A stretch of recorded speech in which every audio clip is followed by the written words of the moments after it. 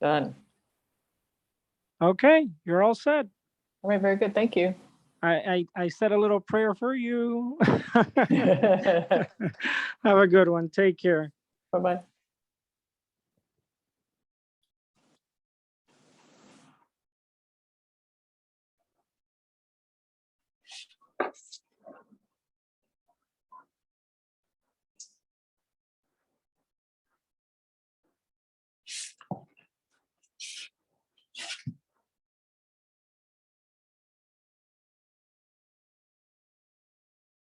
Okay, we're here.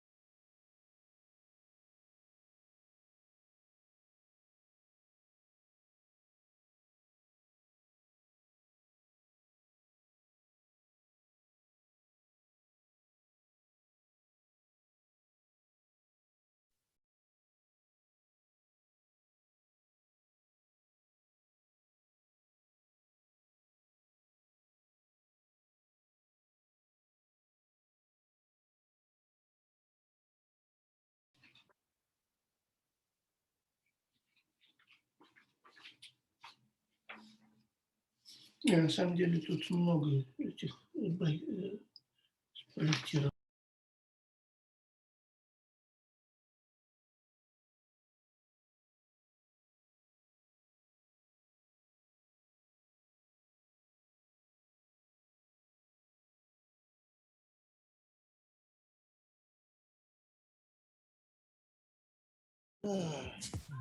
Hey, Deb.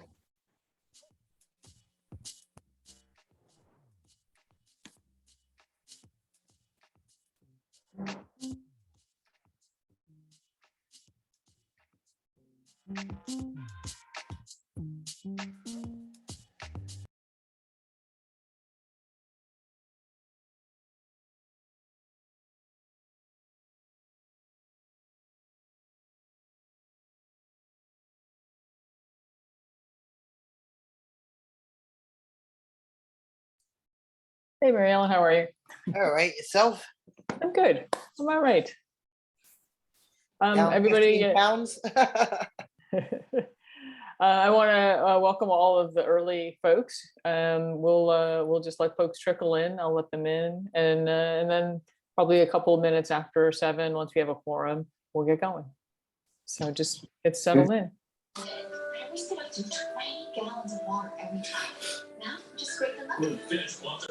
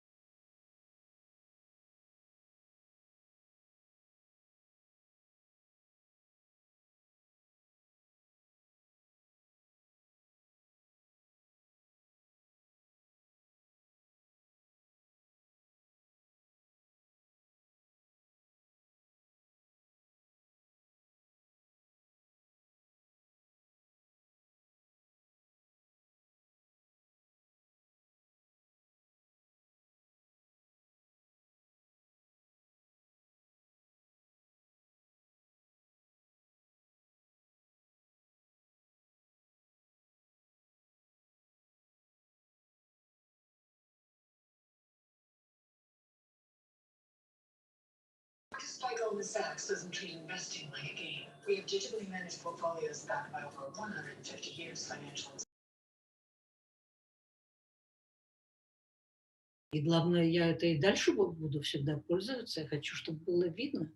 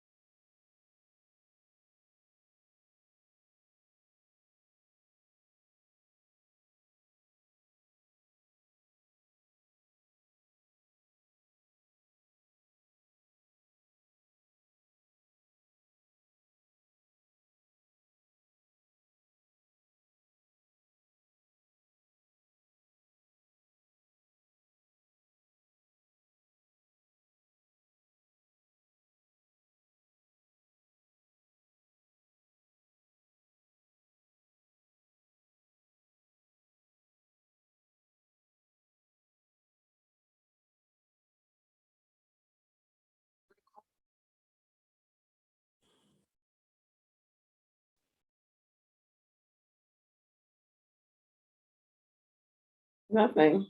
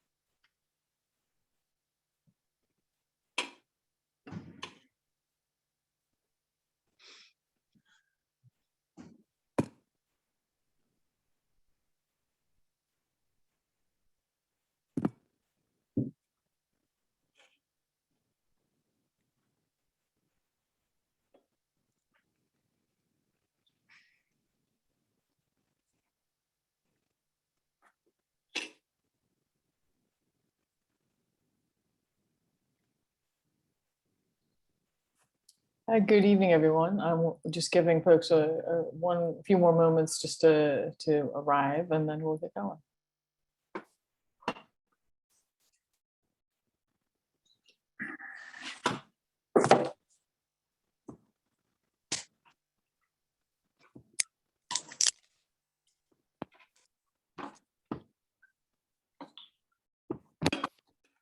Also, while we're waiting, if you would like to, if anyone wants to rename, like change the name for their photo, so that your little box has your actual name on it, then that will help us with entering in that you were attending into the minutes.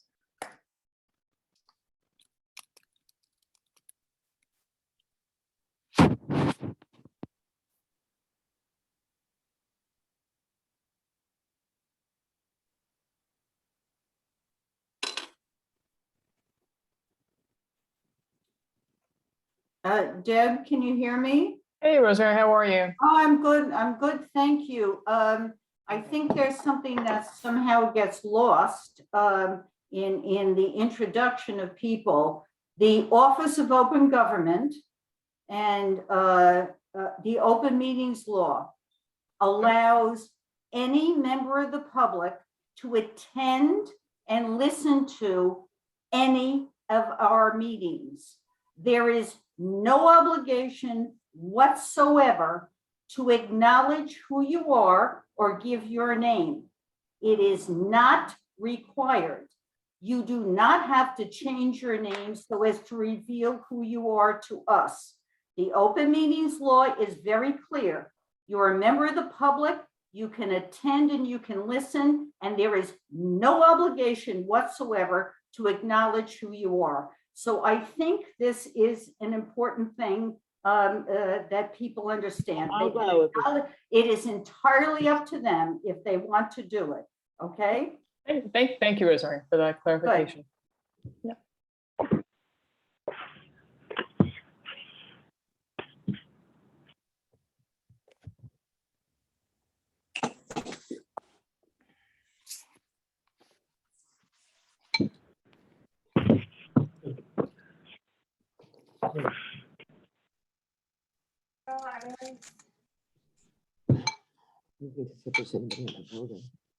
Oh, Joel Islander is here. Who? Joel Islander. Who's that? Joel, from the shore. Oh, Joe. Oh, and his wife. Miriam?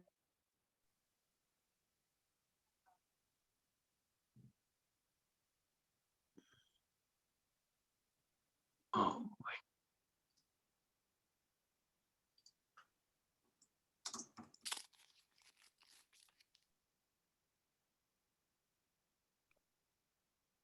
All right, I think we have a quorum. I'll run through the attendance to just confirm. I am here. Kelly Buford.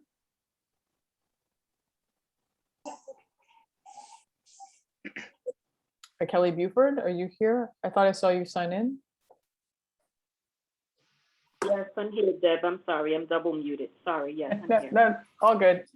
Mary Ellen Gibbs, you're here? I'm here. Wonderful. Chris Calhoun? Here I am. Wonderful. Thank you. Good to see you. David Gelman? Present. Present. Thank you. Ed Green? Present. Excellent. Georgia Santiago, is Georgia here? Osvaldo Jimenez? Is Osvaldo Jimenez here? I think George is present on her phone, the 718. The 718-562-8186? I believe so. Georgia, are you there? Georgia? Okay. I'll come back. We'll check in before we have any votes. Hello? Georgia, is that you? Yes. Oh, wonderful. Great. I'm sorry. I have muted like 3 times. I don't know what's my phone or what. No, it's all fine. It's all good. Thank you. I'm glad you're here. Glad you could join us. Thank you. Osvaldo Jimenez? All right, I'll check again with, maybe he'll be here closer to the middle of the meeting or after a few minutes. So are there any elected officials on the call? Or representatives of elected officials? Enzo Manzana representing Councilmember Eric Dinowitz. Hi Enzo, how are you? Hey, good to see you. Good to see you. Hey Deb, this is Frederick from Assemblyman Dinowitz as well. Hey Frederick, welcome. Welcome both of you. Anybody else? Okay. So, Can anyone hear me? yeah, yes. Yes, I'm Louis Marquez. I live on Bailey Avenue.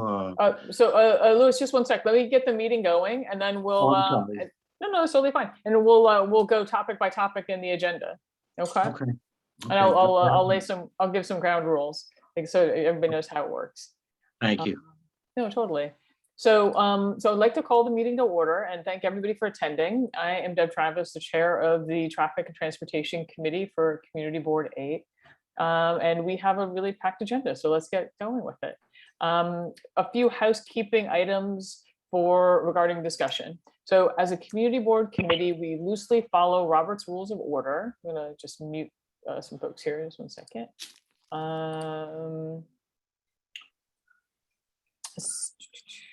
There we go. So we will be following the amended agenda that was previously distributed. If we open a topic to general discussion, we will ask, I ask it if you would like to speak, that you raise your hand and I will call on you.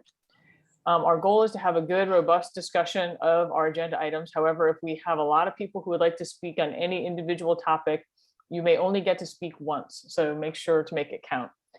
In order to have a frank conversation without causing any ill will or hurt feelings, we ask that you address the points you'd like to make to the chair and not to other individual speakers. And if you're not speaking, we ask that you keep yourself muted to prevent background noise from interrupting other people. So if you're on Zoom, to raise your hand, you would select the reactions at the bottom of the screen. So if you float your cursor down to the bottom of the screen, you should see a little happy face with a plus. And if you click on that, and it's safe to click on that, you'll see the option, a little bar that says raise your hand. And that's how you raise your hand if you would like to speak. If you are on the phone, press *6 to mute and unmute. You can toggle muting and unmuting with *6 and press *9 to raise your hand. And if you're on the phone and you're struggling and you're not sure if you've got your hand raised, at the end of any public discussion, I'll call on folks on the phone. So don't worry, we will absolutely, there'll be a moment for you to speak. So I would like to also ask if there are any agencies on the call tonight? Any city agencies or state agencies? Okay. So next, I would like to make a motion to approve the minutes of the October 5th committee meeting, which were distributed to the committee members ahead of the meeting. Does anyone on the committee have any changes that they would like to make?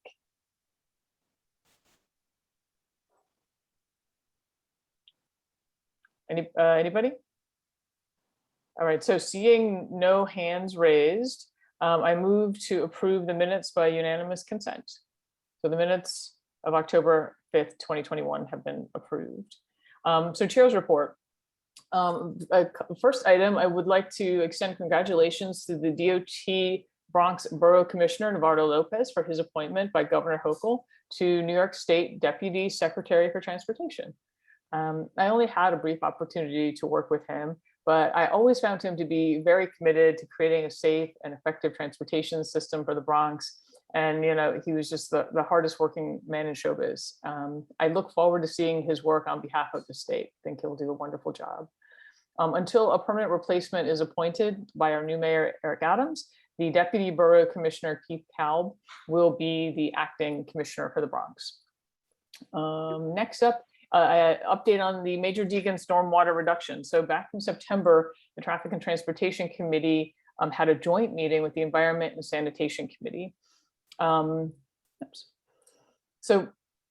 the Environment and Sanitation Committee had their monthly meeting last night, and they brought back some of the agencies that had spoke or had been recommended to speak at the September meeting. And one of them was the Mayor's Office on Climate Resiliency, who presented their September post-Ida update to their May Stormwater Resiliency Plan. So basically back in May, they issued the Stormwater Resiliency Plan, which once Hurricane Ida hit, it became clear that they needed to put into place much more quickly. So they released a new update called the New Normal, Combating Storm-Related Extreme Weather in New York City. And you can find that online at the DOT website.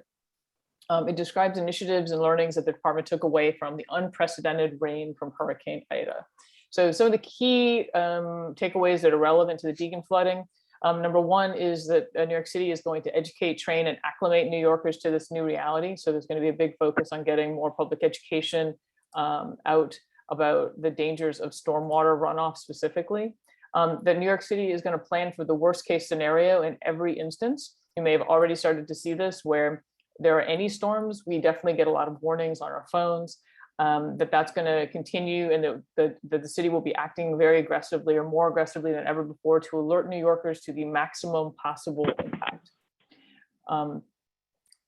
Let's see.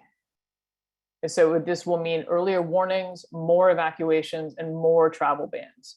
New York City will continue to upgrade storm modeling, tracking, and alert systems. So they'll be seeking federal funding for sensors so that they can better track where storms are happening, what the rain amounts are. And New York City will broaden protection for inland communities, not just coastlines. So this is also going to improve the focus away from just the coastline to places where we know we already have severe flooding. New York City is going to continue to prioritize investments in low-income neighborhoods, immigrant communities, and communities of color, and that New York City is going to reimagine our sewage and drainage system and rapidly increase green infrastructure and cloud-burst solutions. Specifically, New York is planning on spending $2 billion on system upgrades, which is going to be hopefully a really big game changer. We currently, our sewer system can only handle 1.75 inches per hour of rain. And we know that Hurricane Ida had almost double that. So we really look forward to the city taking seriously the impacts of stormwater. Through the Environment and Sanitation Committee, they will be continuing our efforts to advocate for sewer upgrades, eligibility for green infrastructure, capital projects to specifically protect the Deegan Corridor and Kingsbridge, and sensors to improve visibility for the city of our community board's chronic flooding issues. The biggest takeaway from the meeting last night was a reminder for everyone to submit 311 reports whenever you experience flooding or issues with catch basins or the sewer. DEP uses these to report uses these reports to track issues, and that's how they're currently allocating capital dollars based partially on the visibility the 311 reports provide. So let's not fall into the trap of thinking that flooding is normal and that there's nothing we can do about it. Call 311 or report online and make sure that DEP knows what's happening. Finally, the paving. I just want to give an update. Dickinson Avenue, I was very excited to see, has been milled, as well as Van Cortlandt Avenue South and Henry Hudson Parkway East. All of these should be paved any moment. I think it's possible that even the Henry Hudson Parkway East has already been paved. So progress is happening in terms of getting these blocks resurfaced. We had an inquiry about paving repairs on Independence Avenue between West 246 and Dodgewood. The office is currently working with DOT to determine responsibility for the street maintenance for this stretch of Independence Avenue, since portions of it are privately owned. So more to come on that. We also have an inquiry about poor street conditions on Edsel Avenue due to a compromised sewer line. So we're working with DOT and DEP to sort that out. DEP has gone and made some repairs, but it seems that there may be more that needs to be done. And finally, regarding surfacing of West 255th from Palisade to Railroad Terrace, this is this is the exit from the parking lot to the Metro North Station. DOT has confirmed this is not a mapped street, It's actually a sewer easement owned by the New York City Transit Authority. So the office is following up with the MTA on getting that properly surfaced. So I just want to double check that, is there anybody from the DOT here? Okay. So we are at the point in the agenda. Oh, Rosemary, just one moment. Let me start the. I see your hand is up. When can it wait one moment, or is it regarding the chair's report? It's regarding the chair's report, yeah. Oh, okay. I'm sorry. Yes, please. Okay, just in the list, thank you, very thorough report. In your list, you talked about that there were specific projects discussed around the Deegan area. Do you have any detail about specific projects around the major Deegan area? That was my question. During the Environment and Sanitation Committee meeting last night, there was no specifics given about the Deegan, other than in the report that the DOT issued, or that the city's Office of Resiliency issued, the new normal. They do reference the daylighting of Tibbetts Brook as one of the projects that is going to be having a focus. But other than that, there was no specifics yet. That's kind of the next step for that committee, is to try to identify the specifics that we're going to work towards, just in general. Both on, I mentioned the ones I think are relevant as far as the Deegan goes, but obviously the E&S committee will work regarding sewers and drainage and DEP issues more broadly. Stormwater issues more broadly. So daylighting was mentioned. That's it. Daylighting was mentioned as one of the things. Yes. Yep. Yeah, and it's in the report, which is really great to see. Like, it's specifically mentioned. Yeah. Thank you. Thank you. Yeah, absolutely. All right. So we late last week, we received communication from New York City Department of Transportation Commissioner Margaret Forgione of their plans for revisiting the intersection of Capock Street and Palisade Avenue. So that was exciting. We made a request to have the New York City DOT come to this meeting after receiving the update, so that they could present on what these changes were. I'm going to assume that due to the last minute of the timing of when they gave this information to us and when our meeting was, that they weren't able to come. But regardless, they weren't able to come. We tried up until a few minutes ago, really like an hour or two ago. So we have extended our request to the December meeting. So here's hoping that they come then. So as far as the details I go, I guess I can say I will give the kind of high level of what First Deputy Commissioner Forgione has told us, and that's really kind of all I can do. She provided a drawing, which I will share. One moment.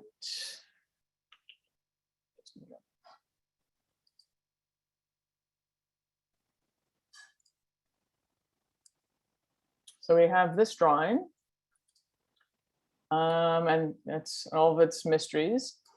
She says, as per the drawing, DOT will remove substantial concrete from the current concrete extensions. Several openings will be made within the concrete extensions for plantings. They will either be bioswales, which will allow additional water flow from the street pending DEP approval, or planted areas which will also absorb additional water. Porous slabs will be placed in the roadway adjacent to the concrete extensions, which will also absorb additional water flow. Center channelization pavement markings, in parentheses, will be installed to normalize lane widths and improve safety. Raised features in channelization, i.e. small rubber speed bumps or short sections of quick curb, will be installed to ensure calm turns, thereby improving safety. And we are looking further into potential sidewalk work in front of the co-op's property, 2727 Palisade, including working with Con Ed to understand work that may be completed to raise the curb there. So that's what I got. I wanted to make sure to share it because I know that there's certainly interest. But I really can't speak too much more of it. So I see David's hand is up, Mary's hand is up. Is there anybody, I would like to stop sharing just so we can actually allow people who are speaking I can see them better. Is that okay? We'll stop sharing. All right, so I'm going to go first up with Mary Sari.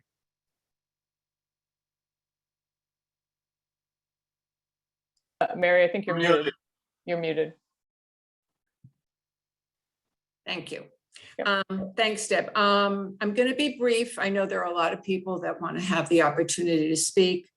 Our working group recently received a draft proposal from DOT indicating modifications the agency is willing to make to the intersection at Kapok Street and Palisade. This proposal was in response to our request to restore the intersection to its previous configuration. We've reviewed the rendering, which you just showed everybody, and note the following points. The channeling of stormwater to 2727 Palisade Avenue through the concrete funnel remains in this proposal, and therefore does not prevent 2727 Palisade from flooding in the future. In addition, stormwater still does not have a clear path to the existing sewer drains at the north and south corners of Palisade, thereby not changing the trajectory of the water away from High Point.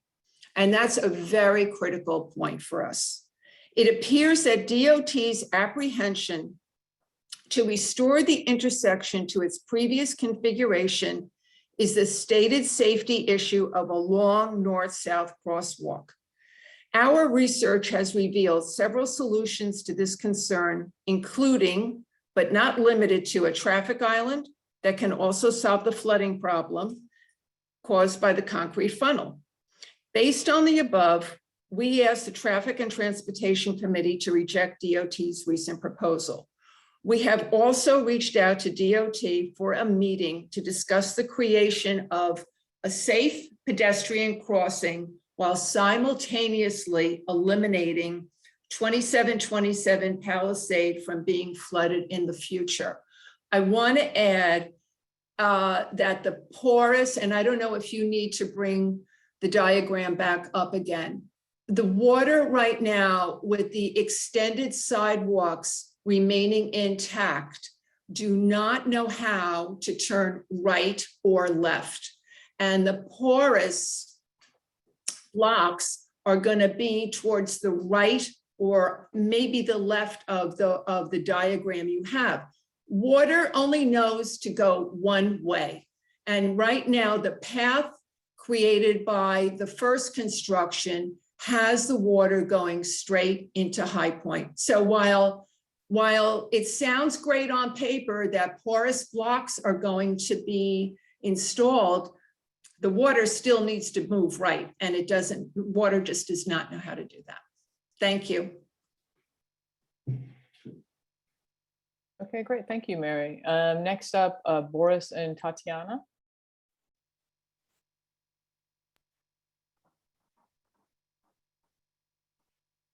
I just wanted to make a couple of points. Mary made the main point that the water doesn't know how to turn right or left. And if you look at the dotted line, the way the intersection was designed before, you can see that the water path coming into Palisade Avenue was twice as wide as it is now. So the water was naturally flowing right and left and could get to the basins. Now it's not this shortening, these cement inserts from the Palisade Point is not going to make any difference. Also, what I wanted to point out that this building was built when the DOT requirements for intersections was different, and it's a common sense to grandfather this building to the previous rules.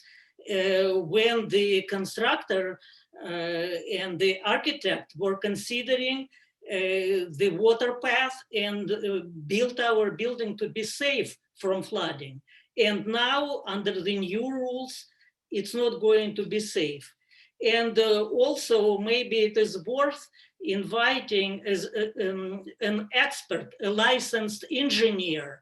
I know not just a person with an engineering degree, but a licensed engineer, the way they used to be in the 80s, so that you could hear the expert opinion on how to design this intersection, because it's not related to weather change. We survived Sandy. We survived many other extreme weather conditions, and it only started, the problem only started after this reconstruction of the intersection. Thank you. Oh, great. Thank you so much. Miguel? Yep, I don't have much else to offer other than, can I share my screen or you have that disabled? What do you need to share? I was going to show Google Maps just highlighting part of the problem is those catch basins are set so far back from the original corner where the water, if you go north on Palisade, it actually starts to slope uphill. So it's not just turning right, but it's having to go further uphill versus just being funneled directly to the catch basin. So even with their porous concrete, the fact is that it's still a right angle turning right out of Kapok onto Palisade, meaning that the water is still going to continue to be funneled straight forward. Here, I think I that can right-hand use, turn. Yeah, I think I can use this to show what you mean. So here's a catch basin. Here's one catch basin. Here's the other catch basin. Right, and the third. The road. Right, and the road to the left does slope down slightly. I'm not sure that reducing that extra 4 feet will make that much of a difference. But on the right-hand side, the road begins to slope up before coming back down further north, that even if you place the porous concrete where they're reducing the concrete sections, it's not going to miraculously flow uphill and turn right, that the water is still going to continue to be funneled mostly forward and still towards the building. So, I mean, their proposal really does nothing other than an attempt to please us without creating a solution. Would it be possible to ask them if they would reduce their, and unfortunately, because they've touched the intersection, it won't retroactively grandfather it. That's kind of a problem. They now have to maintain it to standard. So whatever they do has to maintain those dimensions.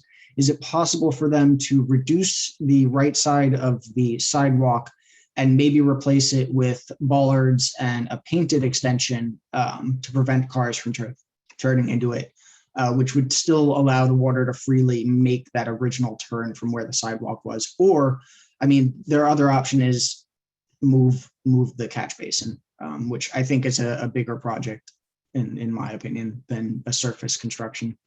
Right. Yeah, no, for sure. I mean, moving the catch basin would involve DEP for sure. And so would be more of a capital project. That's why we want to have DOT come and explain what their project is, and then we can kind of bring these kinds of questions to them. So I hope you join us in December, when we actually have DOT here to ask them these questions. And they might be willing to, I mean, the other idea is regrading that section to make it slope down more. But again, I think that's a much larger project than simply removing the sidewalk or at least reshaping it further. But yeah, I mean, the sidewalk actually goes quite deep. So it may be that a little bit of both could happen. But that's certainly a better question to ask of DOT directly. So, but thank you. Miriam Gomez. Miriam, are you there? I tried to speak the last time and I wasn't given a chance. Oh, Two things. This drawing has lines on Palisade Avenue. is there any reason why they couldn't do that on K-Buck to narrow the street rather than put the 2 helipads at the sides, which do not belong in this area? The water is going to continue going into that building because water doesn't turn. And if you see where the basins are, water is going to continue to go straight down no matter what you do, unless you reduce those gigantic slabs of concrete and bring back the sidewalk the way it was, which people can't go anywhere on either side, north or south, on that gigantic sidewalks because there are no sidewalks. Did anyone ever see this? There are no sidewalks to go anywhere. On Palisade, on the east side of the road where these sidewalks were put, there are no sidewalks. I don't understand why they had to reshape this. And nobody ever questioned, my building never heard about it. And it's our sidewalk at 750. Whoever it was that said that we were informed is misinformed, because we never, ever got information about this sidewalk. Thank you. Okay, very good, thank you. I appreciate you speaking. Rosemary Ginty, would you like to say something? Thank you. Yes, can you put the picture up again, Deb? I'd appreciate it. It just is simply because DOT has sent this to the board and community members. So this is what we have. We don't have them, but we have this, right? This is what we have.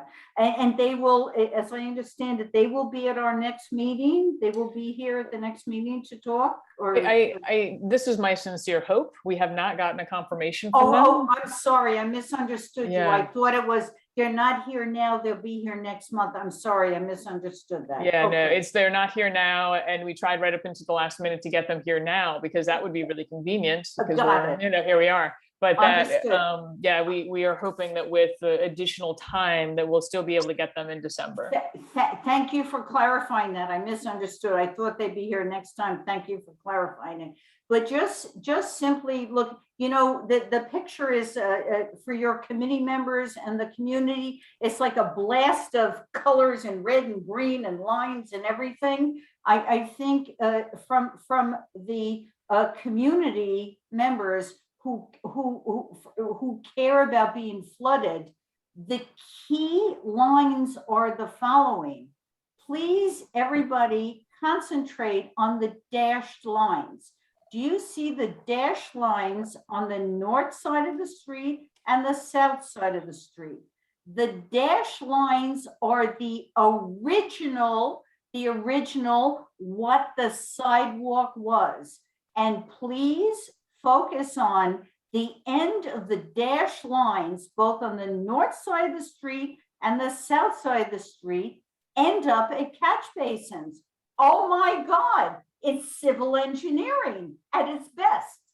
They designed the street to the water go to the curb and goes to a catch basin. Isn't that really just civil engineering at its best? Now look at what they did. Now look at everything else, and this is what the communities, they have created a funnel, a channel where the water does not go to the dash lines, the catch basins. It is funneled directly to 2727. And that is why this, Deb, thank you for putting this up. Again, obviously I'm in agreement with the community position, but that drawing tells you something. It does tell you something. And it is my hope that you're able to get DOT here at some point. But thank you for putting it up, and I'm done. Thank you. No, totally. Thank you, Rosemary, for clarifying those things. The long list of things that DOT has said that they're doing in addition, that's also, like, none of that is on this drawing, and so it's perplexing really how it all is going to work. And so it seems just vital for them to be here in December. As I said, we've extended the invitation, and we sincerely hope that they come. Great. So, thank you, Deb. Thank you. Thank you. Mary Ellen Gibbs. Hi. I'm a community committee member, and I also lived on Palisade Avenue.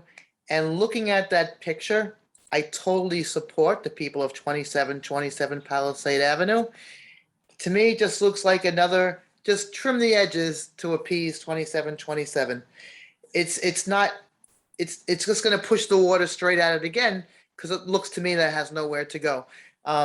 Rosemary's point of where those dotted lines were, because I remember exactly where those sidewalks were and everything, and the greenery. I myself drove past there myself at least twice a week to see. The last time there was a heavy rain again, they were so close to being flooded again. Even though they have sandbags there, that water was rising on its way to heading into that building again. And I think it's so unfair to those people.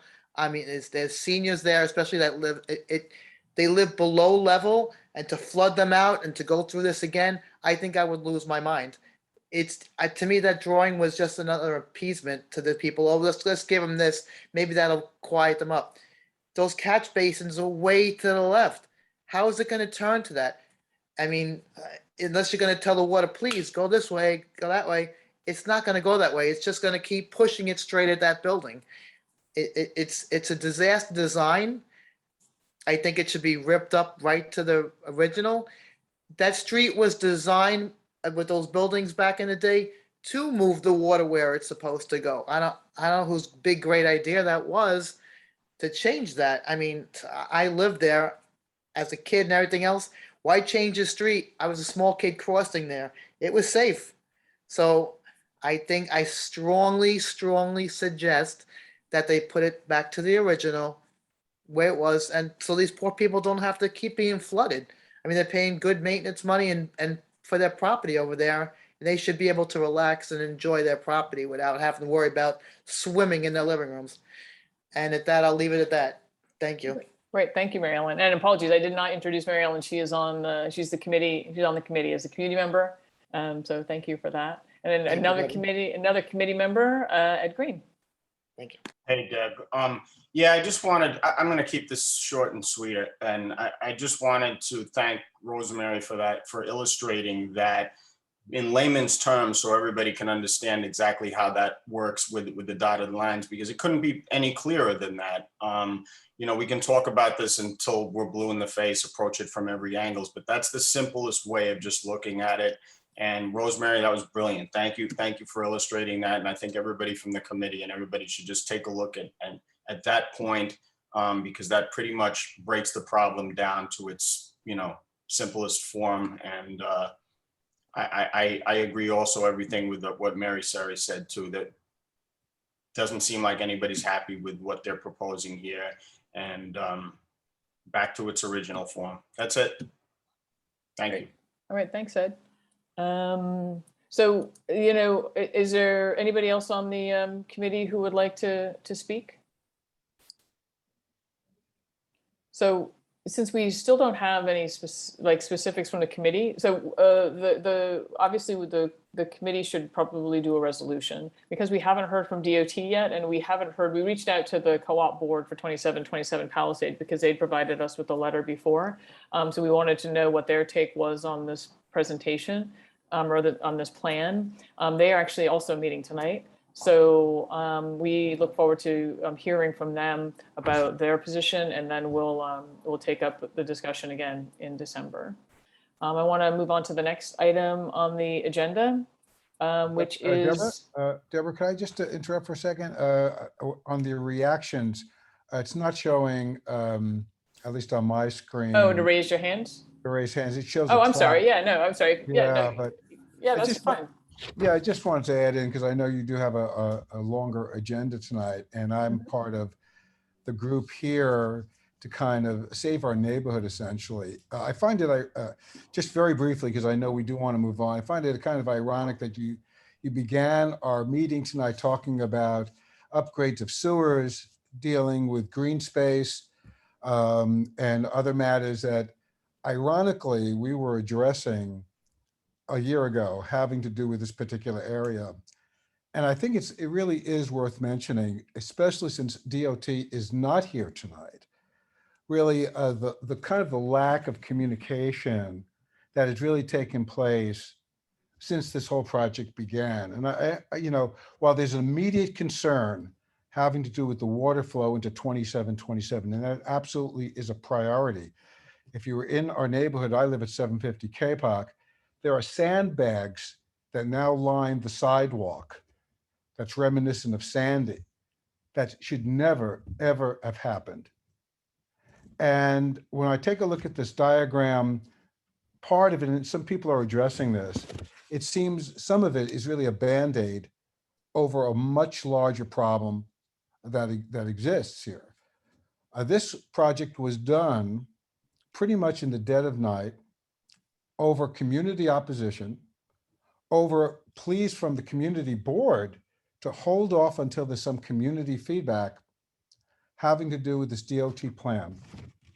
And there was this incredible arrogance on the part of DOT that comes into this neighborhood and basically puts up these swabs, these cement blocks that aesthetically and now, as we find out, dangerously impact this particular neighborhood. And while something could have been done in these areas to really beautify the area from an aesthetic point of view, instead, who knows what was on DOT's mind. And I know you brought up Navarro Lopez and applauded his efforts.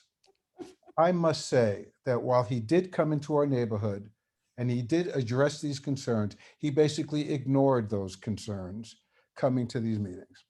And it was very disappointing because many of us felt we were banging our heads against the proverbial block of cement, so to speak.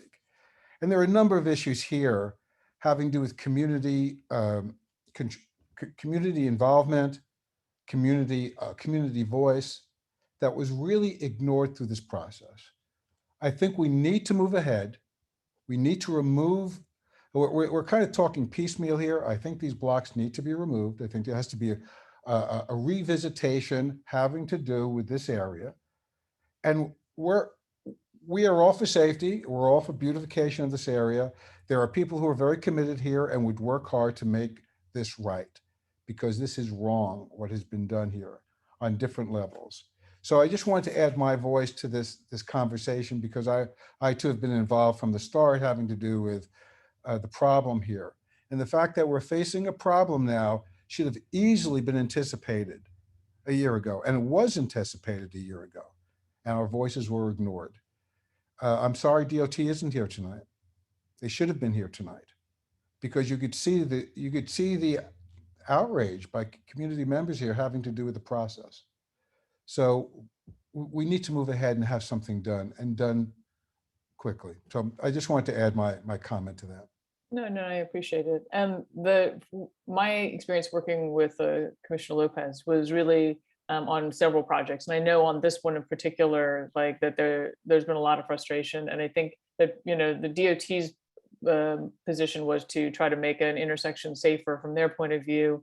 And that obviously that didn't, like the assumptions that they made, the geometries that they did, and really the lack of consulting with DEP, who really is in charge of stormwater, has really come back to haunt them. I think that, you know, certainly when we talk about this 1.75 inches, that's making everything far worse, because when you have a hurricane like Ida, you know, we just got so much rain that it couldn't be absorbed anywhere. And that's why we see the flooding of the Deacon, for example. So, you know, and the rain gardens as well. The rain gardens were always part of that plan. And I am curious as to whether they consulted with DEP on these rain gardens and such. So I'm looking forward to talking to them about that in December, finding out what's really intended. So, but thank you for your contribution. Is there anybody else before we move on to the next topic? Okay. So the next thing is Independence Avenue. So back in April of 2021, Community Board 8 passed a resolution to recommend that New York City DOT install flexible delineators and rubber speed bumps on Independence Avenue at multiple intersections. Intersections specifically were West 235th and Independence, West 236th, West 237th, West 239th, and West 240th. And the reason for this was that the community was under constant assault from drag racing and from people recklessly driving in the intersections and doing donuts, spinning their cars in the intersections. And so at that time, the committee, the Traffic and Transportation Committee and its chair at the time, Dan Paternak, took kind of a two-pronged approach. One was working on enforcement with speed cameras and such, and the other was trying to make some, like having a conversation about structural changes to Independence Avenue to make it harder to do these donuts. So after lots of community discussion, and some of it like very specific to exactly where these flexible delineators would be placed, we had really good in-depth conversations about, you know, trash pickup and bus routes and where pedestrians crossed and didn't, and, you know, school hours and double parking. We really got into the details on it. And we figured out where we wanted to put these flexible delineators and where people could kind of agree. We brought that presentation along with a kind of our drawing to the community board, and the community board passed that resolution with the confidence that we felt that the community itself was behind the proposal. Over the summer, though, I became the chair and in June, and then over the summer, I was following up on this resolution with DOT. And in my conversations with them, it became clear that, I mean, they said that they don't have specific treatments to address donuts, like this kind of speeding in circles. And so, which surprises me because it's not uncommon. And it particularly wasn't uncommon in 2020. However, they don't have a specific thing that they do. And so because they don't have a specific thing, I can't request a study of the intersection to prevent vehicles from spinning out. And so because I can't request anything specific that would meet the case of what we would like, which is a flexible delineators. And I know from the conversations that we had with the community that we made promises that there would only be flexible delineators. We did not say we're going to open it up to DOT and maybe they'll install curbing, or maybe they'll install quick curb, or maybe they'll install speed bumps in, or channelization wherever they would like. We said that it's going to go here, and this is where it's going to be flexible delineators, and it's going to be here. So that approach was flawed. I'm willing to admit it. What I don't want to do, though, is to proceed with it, knowing that the approach was flawed, because I don't want to be responsible for the unintended consequences of kind of opening up each of these intersections to DOT studying them, unless we've decided as a community that that's warranted, that we feel as though there should be a pedestrian safety study of 235th or 237th. And when we discussed it before, that's not what I heard coming out of the committee. So I went back to my Robert's Rules of Order, and we can repeal a resolution as long as it's not taken effect yet. And so in this case, because DOT has not done anything about it, they're not doing anything until it's logged, until we requested that they go forward with it. That it seems like there's still an opportunity to essentially formally just go on the record as saying that we're not going to pursue this flexible delineator piece, this flexible delineator resolution.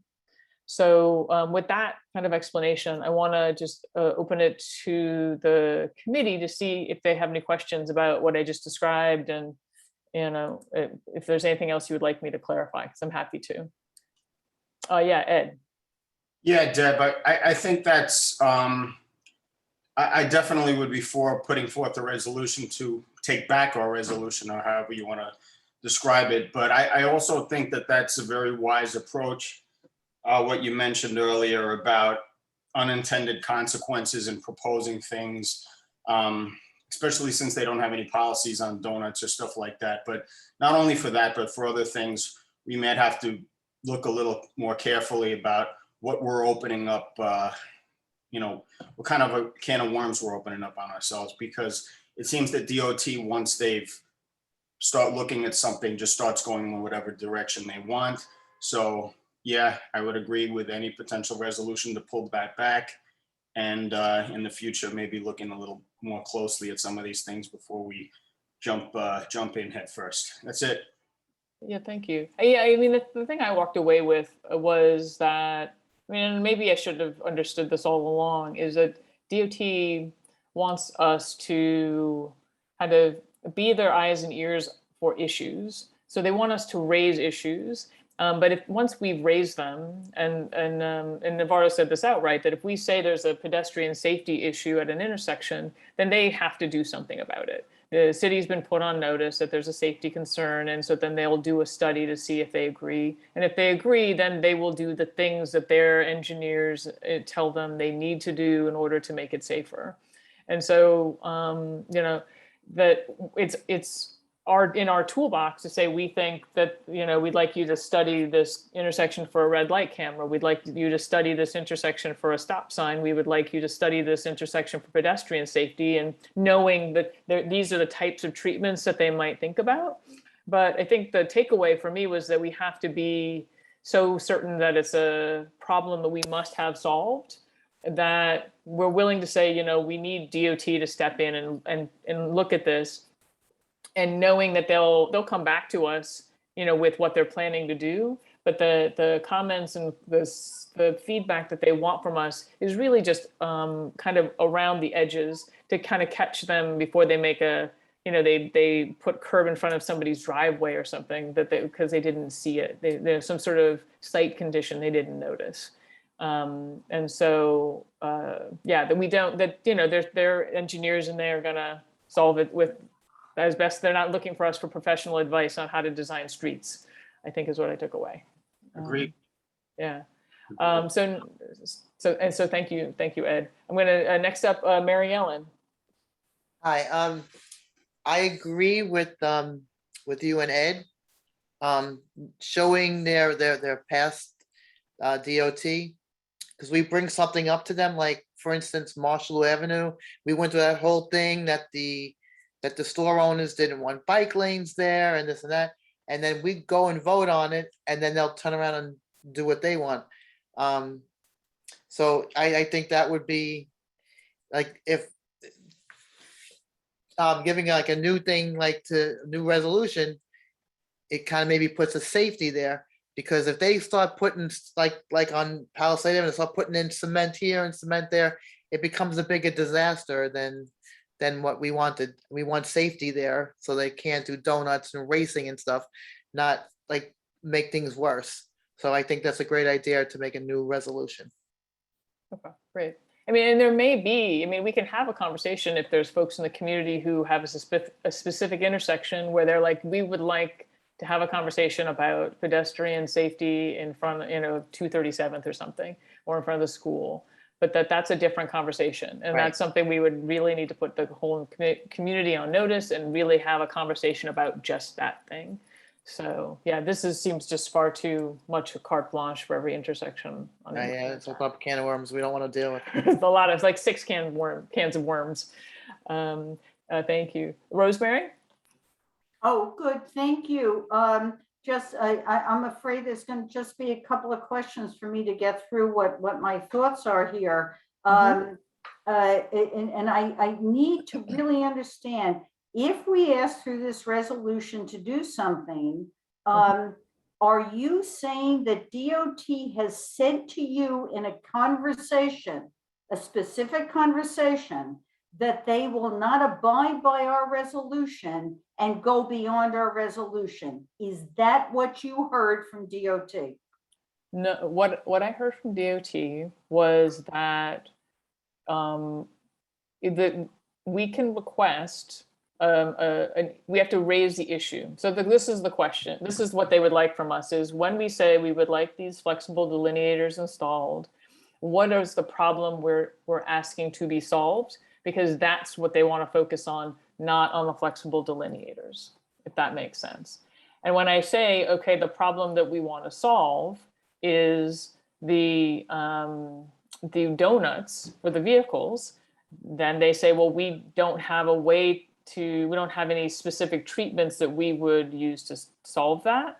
So is there something else about these intersections that you would like us to look into that might also have the advantage of narrowing them? Okay, thank you, Deb. Now I'm gonna go to just, you brought me to a fork in the road. I'm gonna go down both forks, okay?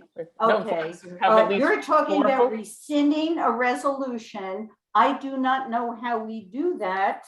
I do not know how the board rescinds it. Once again, has this resolution been sent to DOT? So the resolution was passed by the board. And so when and done what with? And what? Sat on? What? Well, so the resolution is passed, and then I, as the chair, went to DOT and said, okay, this resolution has been passed. What are you doing? What's the status of it? And they said, it hasn't been logged yet. The next step would be for us to log it.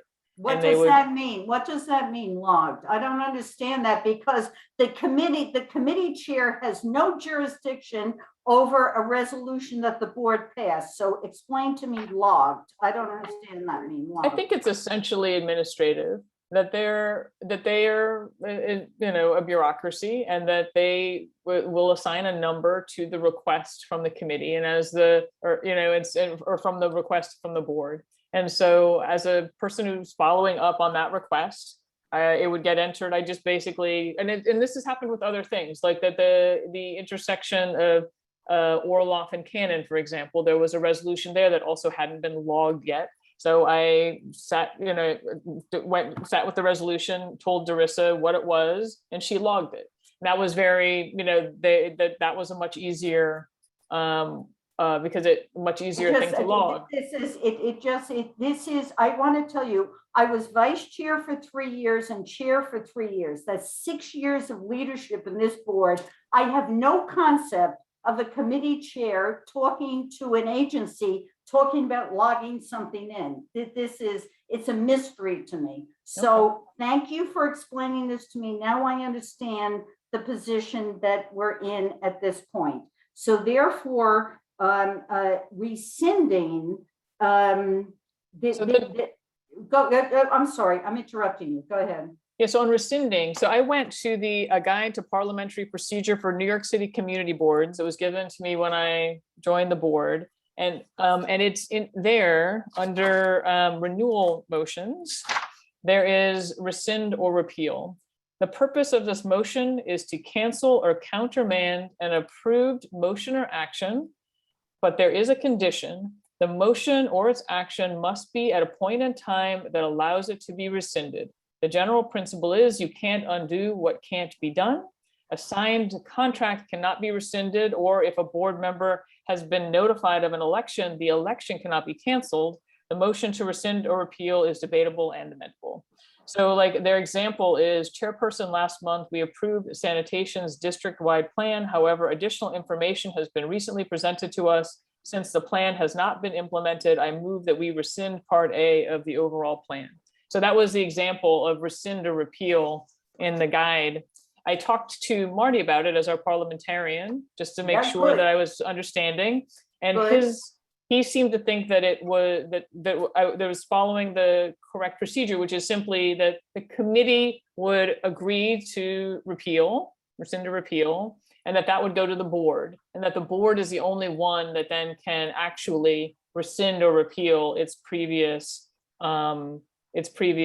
resolution.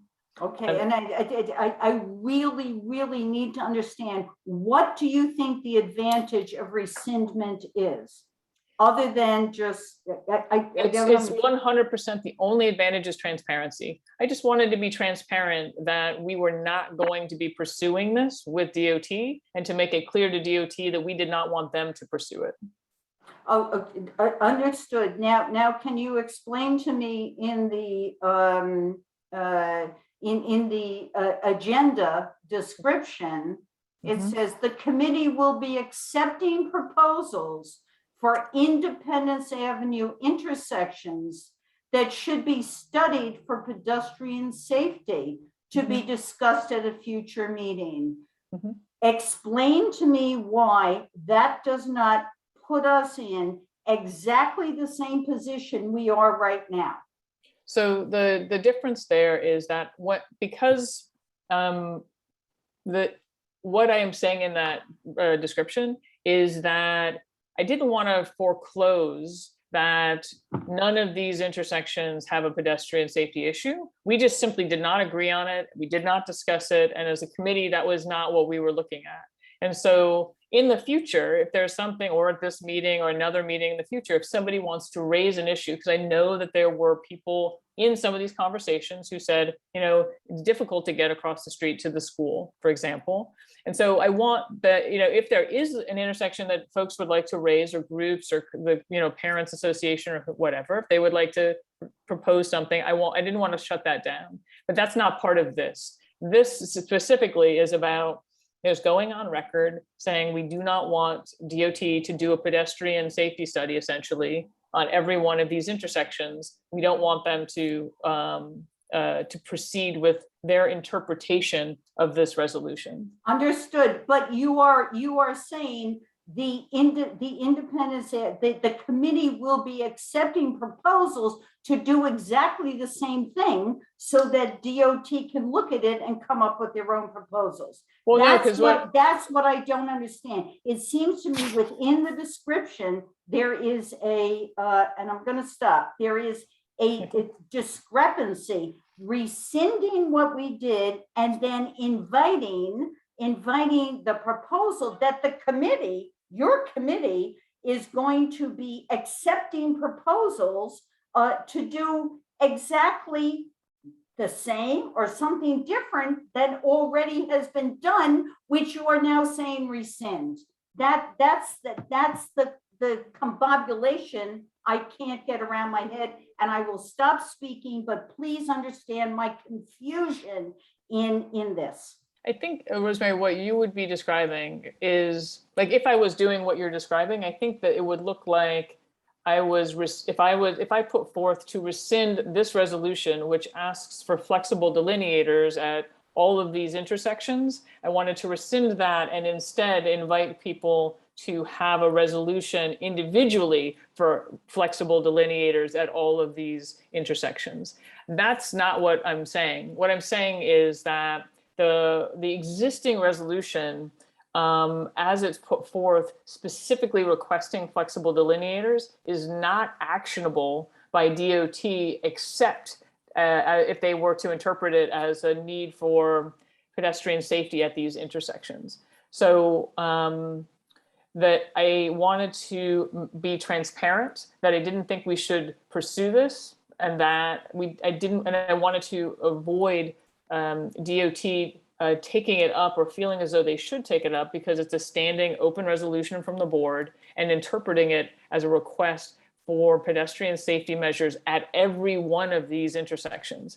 I don't think that this committee would be in the future, this year, next year, pursuing pedestrian safety measures at every single intersection. And that's not what I was intending to ask for. I just didn't want to forestall if there was a specific intersection that somebody felt like, okay, no, wait, we're going to rescind this measure, but that we do think X intersection 240th needs to be rebuilt. That there are folks who argued for that during the previous conversation, and we could open that up as a conversation at a different future meeting. We have a couple of meetings, bring in the community and talk about that. That's all. I guess next up, Michael Amabile. Thanks, Deb. I have a handful of thoughts. The first being, I appreciate and respect your decision around the transparency and the idea to rescind the recommendation because of the impression you received around kind of the mismatch, I'll just say, in terms of we're asking them to study a solution, and the process is we have to ask them to study a problem, and then they'll come up with whatever solutions there are. And given that in the community, as we heard earlier in the evening, people are quite frustrated and distrustful of the city agency, which is unfortunate because I think they generally are doing lots of really good stuff. I understand the position you're in is you don't want to put the community and the board in the position of going down a path again where they've asked for something and get something else. I would ask from a process standpoint, it would be very helpful to see written text of how does the resolution process work? And not that I don't trust what you said, but as even Rosemary pointed out, I think it would be helpful to understand. So that way, when it could make a resolution, we can make it clearer when submitting resolution, or when, obviously I'm not a board member, but when the board would be putting, or the committee would be putting forth resolutions, to be really clear and understanding, okay, here's how we should word it in order to help identify something, with the understanding that if they find a problem, then it's at their discretion as to what the right solution might be. But I think it would be helpful to really kind of understand that, because essentially, are we going to, as a community, then be gun shy to ask for attention to things just because we may get something that we don't want? I mean, I know I don't want to take us down this path, but obviously people have seen the infrastructure improvements going in at KPOC and Independence in light of the fatality there. My guess is, and what I've seen on social media through community Facebook pages and whatnot, people are quite upset because they just assumed a traffic light was going to be the answer. I mean, traffic lights are not the answer always to ensure pedestrian safety. A full four-way stop is generally speaking the way, and that's that is kind of well accepted within the transportation planning and transportation engineering world. But my point is that I understand how the community feels burned. I find it frustrating that the agency that has to implement the things to make our streets safer, that we're just so distrustful of them, because I feel like, and the KPOC instance might be, a very stark telling of this, is we're gun shy to do stuff and then it's too late.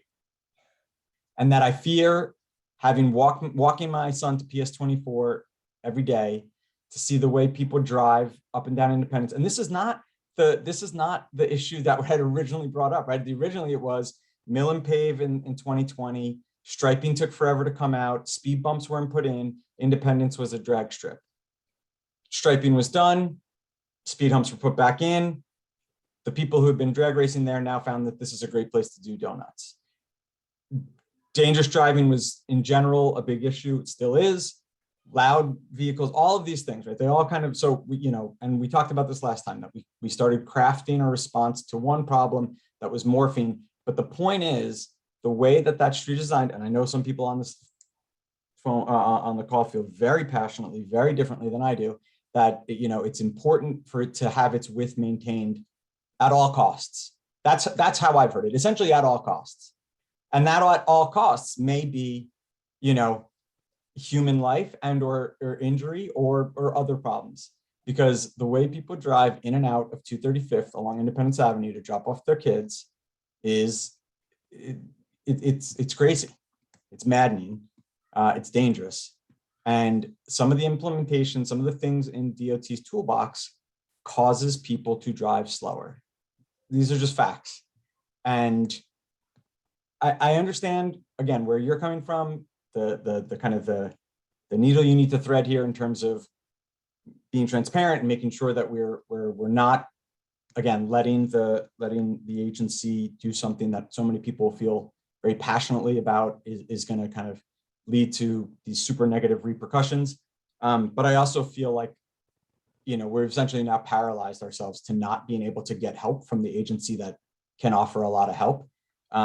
And I'm not here to say one way or another that what was proposed in terms of the flexible delineator treatments, I'm not here to say that absolutely has to be it. In fact, actually, I could go back and say, maybe there's a new tool in the kit, right? Maybe there's some other thing, but I just feel like this feels like a step backwards for pedestrian safety writ large in the community. And not necessarily just because of its implications on Independence Avenue, but what it means about CB8 rescinds resolutions asking DOT to help us, address pedestrian safety issues, and so I totally understand why you're doing it. And if I was in your shoes, I might very well do the same thing, because you don't want to necessarily put us out there. But I want the whole community to really think about what does it mean that we're not willing to ask for help to address things proactively, not reactively. Thank you for letting me go on so long. No, thank you, Michael. I think you raised good issues. I think that, my hope is that the committee, by being transparent, by establishing some trust, and we'll be able to have these conversations about pedestrian safety, and that will encourage people to come forward who have like consensus. That there's consensus that the specific intersection or specific, I guess it's really primarily intersections that are so dangerous. That if these intersections are dangerous, that more than one person understands that, believes it, and experiences it, and that those folks will believe strongly enough to come. I'm just a big believer in the committee process, and that at Independence Ave, we spoke about a lot of things, and we were primarily focused on the drag racing. And so, I think that if there's a specific intersection that, that you've got in mind, Michael, then it's about building consensus and finding others in the community who are seeing what you're seeing and who believe passionately the way you do. And let's have a bigger conversation at the committee level about that. That's, and find the compromise of the problem that we want to solve. I think for me, this is just a real good reminder of process. There is no guidebook that I can find. Trust me, I looked about how to be a chair on a community board, and how to write a resolution that kind of aligns with what DOT is looking for. But I do think that, the DOT is they're not separate from the will of the people, that they are an extension of the mayor. And so the mayor's initiatives are the DOT's initiatives. And so you don't have to look too far to understand where their focus is going to be, where the priorities are. And they're pretty open about that stuff. So, we are here to represent the local specific interests and to try to bring some color and some nuance to these policies as they're implemented, so that there are not negative impacts, or at least to minimize that. I see our esteemed former chair of Traffic and Transportation, Dan Paternak, has got his hand up. So yes, thank you, Deb. I don't know about esteemed. I will say a couple things. One, with regards to DOT, and I have a question, and I think I probably know the answer, but did DOT put this logged in concept in an email to you in writing, or is this a conversation? It's a good question. I think we had a call to kind of run through the litany of the resolutions. I sent the resolutions in advance, and then we had a call to discuss kind of where each one was at, and then there was follow-up by email, and that so that the follow-up by email was the log number for the Canon Orloff thing. So I think that it was all just a spoken communication then with Kira, obviously. No, I understand. So, look, for me, and I'll just kind of state a couple of process things, when a resolution is passed by the board office, the district manager, or one of the staff members send that resolution to an agency, and they generally also send it to elected officials and other folks. When an agency receives that document becomes a record of that agency, as it is a record of our agency. So I get a little confused when, or actually it's beyond confusion, it's concern that a city agency is stating that they've got a document which is now in its annals that they haven't logged in over 6 months. That's concerning to me. So regardless of what's going on, I do want to address that with DOT, and it's something that I think this board should address with this agency. Regarding this matter itself, right? Regarding this matter, we were very specific in the resolution what problem we were addressing. We were addressing the drag racing. And quite frankly, I find it hard to believe that DOT can't get their hands around the concept that if you want to prevent drag racing or stunt driving, which I forgot to include, you put an obstruction in the roadway. It's pretty much common sense. And I find it hard that DOT came back to you and gave you the reasoning for not putting in these things is that they can't understand the problem, or not that they couldn't understand the problem, but that they don't have in their toolbox anything to fix this problem or correct the problem. It's simple. You put some sort of obstruction in the roadway, which makes it difficult for vehicles to do stunt racing and stunt driving. It's common sense. So to the extent DOT came back to you and said, well, we have to treat this as a pedestrian thing because in our toolbox, we don't know how to treat drag racing, it's kind of hard to swallow. So lastly, and something I've experienced this over the years, and it's something I said at a meeting probably about a month or two ago, is this. When you hand something to DOT, you know, you turn it into their hands and you don't know what you're going to get back many of the times. That's why we try to be as specific as possible. You know, even later we say, please come back to us before you do anything. So for this particular circumstance, I guess what I would like to see is just, you know, something in writing from DOT saying that we don't have anything in our toolbox to fix stunt driving, because I would love to see the agency say that, and to figure out what's going on with this logging in part where they've had a resolution from another city agency for 6 months and they haven't logged it in. And I think these are important topics, not just for this, but in general. So Dan, I mean, I understand your concern for sure. I think that, you know, with any agency anywhere, it's like following up is the thing, right? And so. So Deb, I'm not talking about following up. I'm talking about an agency that has had a resolution from another city agency for 6 months and haven't quote unquote logged it in. So what I'm saying, Dan, is just simply that I don't think there was malice. That you know, what is I didn't say malice either. The question is it incompetence?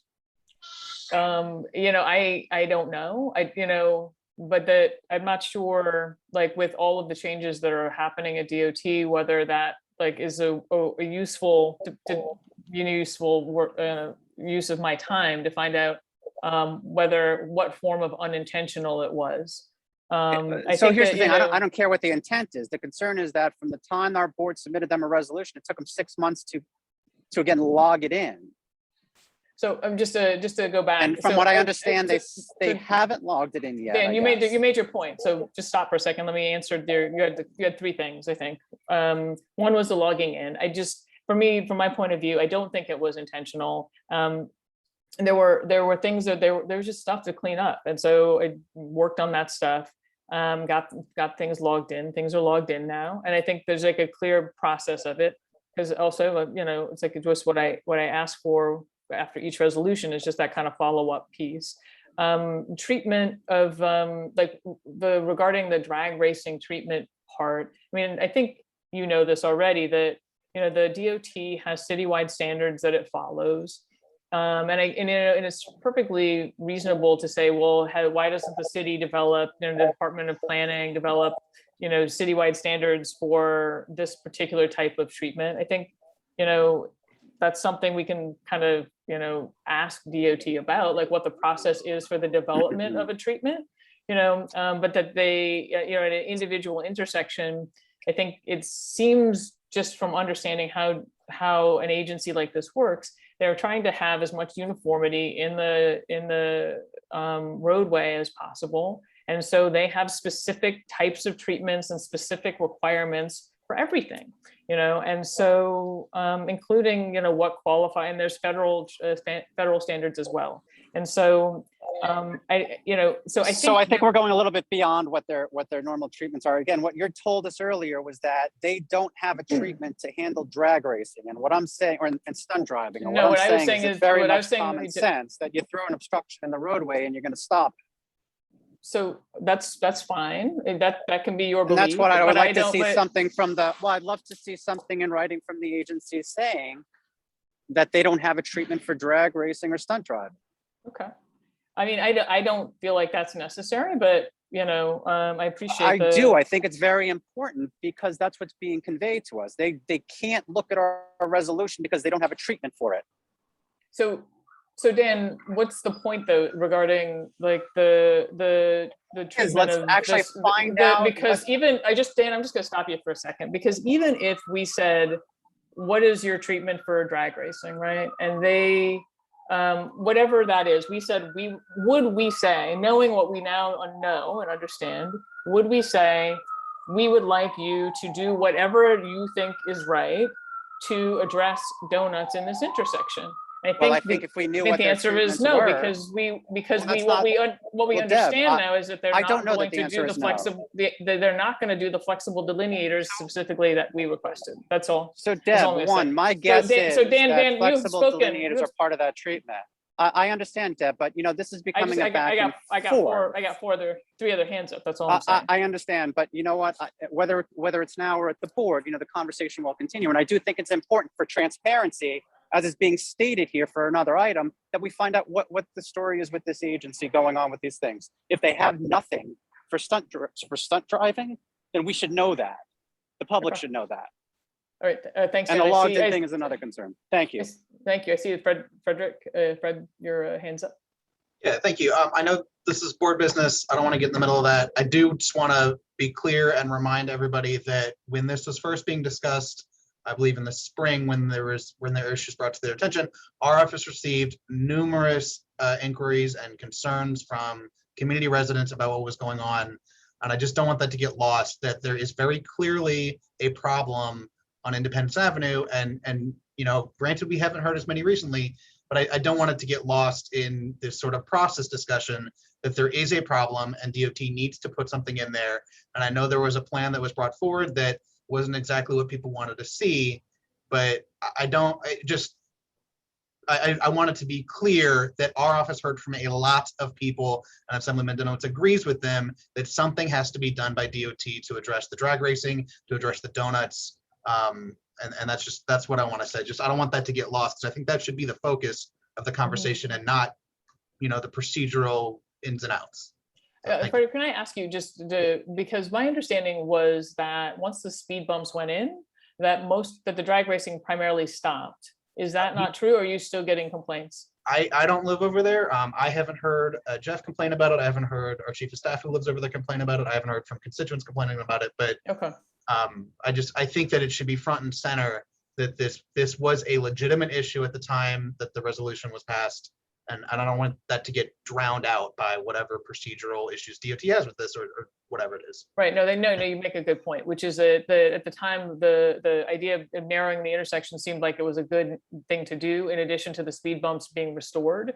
And then in the time that it took to kind of get to this point with the speed bumps being restored, my impression has been that the drag racing has disappeared essentially. So thank you. But if that's not true, then absolutely we can do something about it. Ed. Hey, Deb. Yeah, I do think it is important that we get them on record as far as having some type of a policy to deal with drag racing, because I mean, even though whatever, it's disappearing, but it's a common thing that comes back with every summer, and it's a major issue in this area. And if DOT doesn't have any set policy on what to do about it, I mean, that's something the public should know about. And that's how if the public becomes aware of this, then you start to get outcries about, okay, this is a common problem, what's being done about it. That's when an agency does listen. I just, and also as far as proposing anything to them in the future to try to address these, that specific issue, it almost seems fruitless for this committee to request anything if especially based on what we've discussed tonight about, we don't want to send anything to them that has unintended consequences. So if they don't have any specific policy on how to deal with this, how can we send them anything how to deal with this? So I think it's important to have something in writing from them. If they don't have any policy already crafted, get some type of correspondence stating that this is how we generally deal with this problem. And if not, they need to come up with something, because like Dan mentioned before, it doesn't appear that this is rocket science.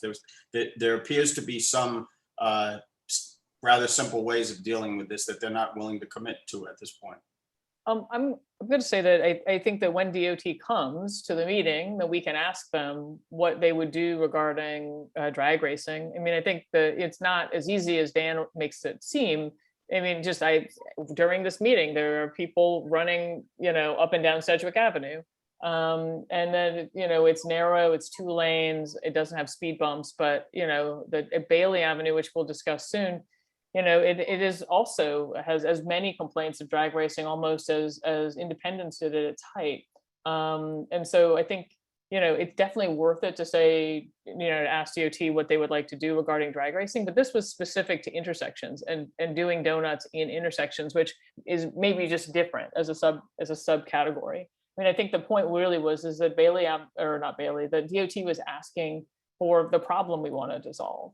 And that, requesting a study for, to reduce donuts was just not something that they could easily categorize. But I think it's certainly something we can ask them when we have them at the, the next meeting to say, okay, what is this? What is, if we want to address this on Independence Avenue, if we believe it's still a problem, what would the problem be? Like, how do we phrase this in such a way? Is there a way to do it? And then if there isn't a treatment for it, which is what Navardo had said, then, how do we initiate that process? Is there a way we can follow within the city to request guidelines or to, so that it can be addressed? I mean, we're not the only ones that have these donuts. I mean, you see them in other places with the tire marks in other parts of the city. So, Daniel Renals. Hi, Chair Travis. Thank you for listening to everybody. I really appreciate it. The one thing I would ask is to have maybe some time guidelines for these discussions. I came for a different discussion item on the agenda. And also I know the Community Board 8 is committed to racial equity. They have a special committee set up for it, and to consider the amount of time given to certain aspects of the community board district versus the time spent on others. There is drag racing, all over Community Board 8's district. And a lot of the meetings that I've either been attending or seen the agendas for include talking about Independence Avenue. And possibly, like a working group or something outside of the committee time. Time is limited, folks carve out time to make this specific time. And I mean, I appreciate all the thought and input put into it. I'm just asking for a little bit of spreading the conversation time around and the committee's time around. Thank you. Thank you, Daniel. Appreciate it. Eric. And so, and to Daniel's point, it is 8:30, and so I've got Eric, Mary Ellen, Vittorio, and Bob, and then I will go to voting on discussing the resolution. Thank you. I'll try to be quick. First of all, I live on Independence and 239th, and the drag racing has gone down substantially. Now, maybe 50th is doing their job, so putting in a motion based on something that was happening months ago, I think that has to be revisited. Second, I want to say, Ms. Travis, thank you for finding this basically so that we missed the bullet, because hearing what happened with Palisades and KPOC, you're right. I don't trust DOT at this point to do what we want. The idea of taking each street corner separately seems a lot wiser, because they'll have a cookie cutter solution for the whole street, which may not fit each street corner. You worked very hard. Others worked very hard. The community had input. And for you to say, with all my work, I don't trust that work's going to go anywhere, and to ask to rescind it says a lot about where this can go. So it seems like a waste of time not waste of time. It seems counterproductive to give the DOT this comprehensive plan at this point. The idea of putting it out in smaller chunks seems wiser, especially since now the drag racing is not the issue it was 6 months ago. Absolutely not. I mean, it's here, at least on my corner, something's going on that's right. I know the city is dealing with it in a different way. They're taking away the cars and stuff. So I really am happy that you had gotten in contact with them and you want to rescind this, and you found this kind of the fact that they haven't processed it. Their incompetence will work to our advantage now if we do rescind it and kind of go back to it. And I agree with Dan. Yeah, they really need to be held accountable. But right now, I'm not trusting who they are and what they're doing. But thank you. Great, thank you, Eric. Mary Ellen. Hi, that's like unnerving that they're not logging things in on time and stuff. Like they're getting our requests. We work really hard. There was a special committee, a subcommittee, and we did work really hard, to try to fix, narrow the roads, possibly put bike lanes and to slow the traffic down and not have donuts. I did hear from people that do live on the corner by 141 there that there are still doing donuts and it's loud and disturbing. And Which intersection is that, Mary Ellen? I believe it was by, what is it, the 238th Street that comes across by That's the short one between Blackstone. That's 238. on Independence by 141. That's 237th there. Because it's big and wide. That they were doing donuts and speeding down there. And that's a big concern. And the fact that we gave that to DOT at the end, like the end of the season for us last time, and they didn't log it in all that time, it's like they're ignoring what we're saying, and that's not good. I mean, they have to pay. But if I was given something at work and I didn't log it in right away, I think I would be fired. So they need to I know. pay a little bit more attention to what we're giving them. I know. I appreciate that. I have the problem of hoping for the best and expecting the worst sometimes, and so Right, it but is a the- city you're- agency, so you're an you hope for agent, the but- best, but you agency- always follow up. But it's still a workplace. It's still that where they're supposed to be doing stuff for the community, and they're not paying attention to it and logging in what we specifically worked on. That's a very big problem. It's like going, Riverdale, they don't need anything. They need to be logged in. We worked hard on it. We want to make sure our community is safe.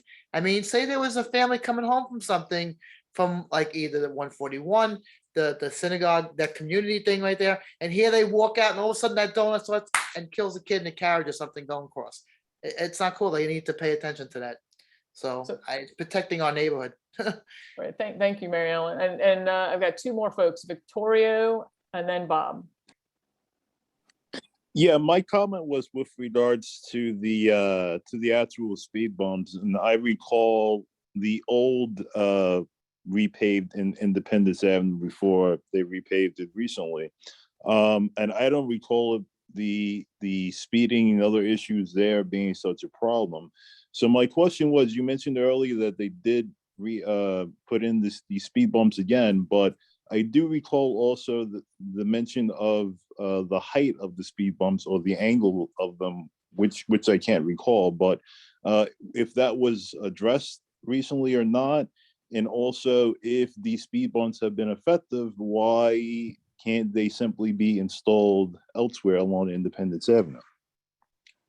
I'm not sure. Victoria, what we were talking about was that back in late 2020, the Independence Avenue was repaved, and so all of the speed bumps were removed that were existing there. So it became kind of a perfect speed track, speed track. And so they put them back while the committee was working on the intersections and just general traffic calming on Independence Avenue. And so in putting it back, a lot of the drag racing was substantially reduced. And so to such a point that I did not think that the drag racing, actual racing on Independence was as much of an issue anymore. Okay. Yeah. Okay. Gotcha. So then the issue is still the donuts then, no? As long as people are still saying that if people are still experiencing donuts, I mean, it was way out of hand back in the fall of 2020. Like every night there would be video of somebody else doing something terribly dangerous. So, I went and I checked for like drag racing 311 reports, and it seemed like just across the community board, it's not what it was at all. But there's certainly, the cars are still with the loud engines, the cars, and driving around really fast, but they're not doing that I can tell through 311, they're not doing the donuts, and that I haven't gotten reports from people in the community the way we were in 2020. I will say I live a 5-minute walk from Independence Avenue, and I will say that the amount of drag racing has decreased. I'm literally just a 5-minute walk from there, so I don't know what's happened, if it's the weather or what, but there has been a decrease, so that's good. We'll take it, right? Thank you. And so then the final person for this topic is Bob, and then we'll go to the resolution. Hi, can you hear me okay? Yeah. Okay. Thank you for doing all this, Deb. I appreciate all of your efforts and the efforts of the board. I just want to say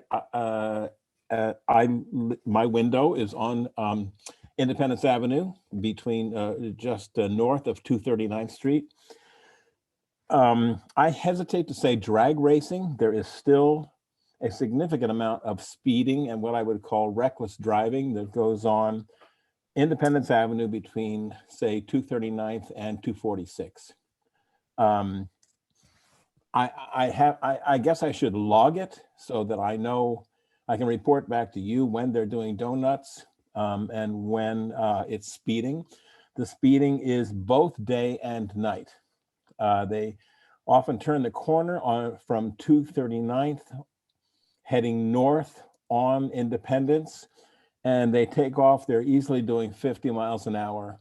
This is daytime. By the time they get to the temple, and they slow themselves down to make the turn at 246. So I can't compare it. I don't have any data in front of me. I can't compare it to where it was before or what was the quantity before. It seems to me, because I come home sometimes late at night, 10, 11, 12 at night, depending on the night. And there's plenty of, I would say, reckless driving activity going on Independence Avenue. Where there are speed bumps, they have to slow down pretty quickly. But they can get from the Kingsbridge High School, is that Riverdale Academy? I forget what street that's on. They can go from there all the way to 246. It's almost a quarter of a mile. And it's the drivers appear to be having a lot of fun getting up a pretty sizable rate of speed. So they time it so that they hit the green light. They can run from Kingsbridge Academy to 246 without running into a stop sign or a red light. And they're doing it. They're still doing it.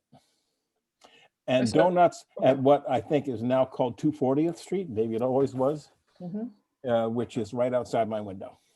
Okay. Well, so, I mean, if you have any kind of 311 reports or anything that you submitted, like, please just reach out to the board office and then we can see. There was one other person on our last call who mentioned that it might be useful to have speed bumps north of the current ones, which are north of RK, right? Currently, the speed bumps are in front of RKA.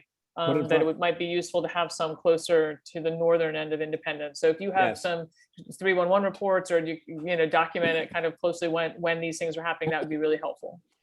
Thank you. You can put one right in front of my house. I'd be very happy. Thank you. Great, thank you. So I'm gonna share screen here. Independence Avenue. All right. So I just did a draft.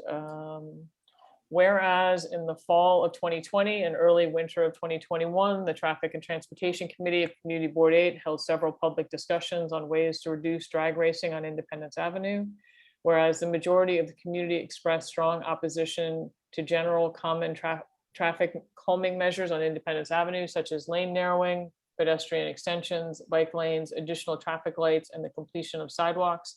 Whereas during the March 2020 Traffic and Transportation Committee meeting, committee members and the general public discussed the placement of flexible delineators and channelization at each impacted intersection to identify locations that would best reduce the intersection size while also addressing concerns with parking, pedestrian crossings, bus stops, and garbage pickup. Whereas in April of 2021, Community Board 8 passed a resolution to recommend New York City DOT install flexible delineators and rubber speed bumps on Independence Avenue with the intersections of, and those are the intersections. Whereas Bronx DOT office has informed the Traffic and Transportation Committee that specific treatments cannot be requested and that the agency does not have a policy of reducing intersection radius to restrict illegal vehicular activity like donuts. Whereas the April 21 resolution is not actionable by the New York City Department of Transportation as it is currently written. Therefore, be it resolved that the Traffic and Transportation Committee of Bronx Community Board 8 requests that Community Board 8 rescind the resolution of April 2021 requesting flexible delineators and on Independence Avenue. So I'd like to go to the committee. What kind of, any changes you would like to see here? Ed or David or? It looks good to me, Deb. Okay, anybody else? Anybody else on the committee who'd like to, any comments? And do I have a motion to vote? Motion to vote on the resolution? Yeah. So That's my motion. Can't really see who's on the, I'm gonna lower the share so I can see who's on the call. So I'd like to go to a vote. All those on the committee who are opposed to this resolution, please raise your hand. And Robin, I'm going to put your hand down so we can vote. Ed, you're opposed to the resolution? Negative, sorry about that, Deb. Okay. Okay. All those abstaining? All those in favor? Well, I am in favor. I guess it's everybody else. So you get Ed, Mary Ellen, Chris. All right, therefore the resolution, I deem it passed. All right, moving on to the next thing, Bailey Avenue.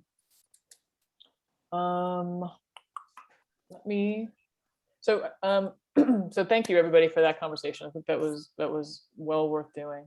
So next I want to turn our attention to Bailey Avenue. One of the functions of this committee is to call attention to areas of concern within the community and the community board. So when I started reviewing drag racing complaints last year for Independence Avenue to prepare for those meetings, Bailey Avenue was one of the main locations for these complaints. So it was really only second to Independence.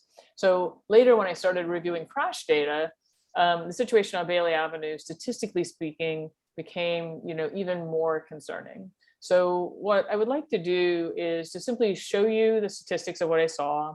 And I wanted to just have a discussion with the committee and with the community at large about what we're seeing on the ground and find where we have consensus of any problems that we would like DOT to address. And if anything, what we would like to do. So let me open up PowerPoint here and find it. Yeah,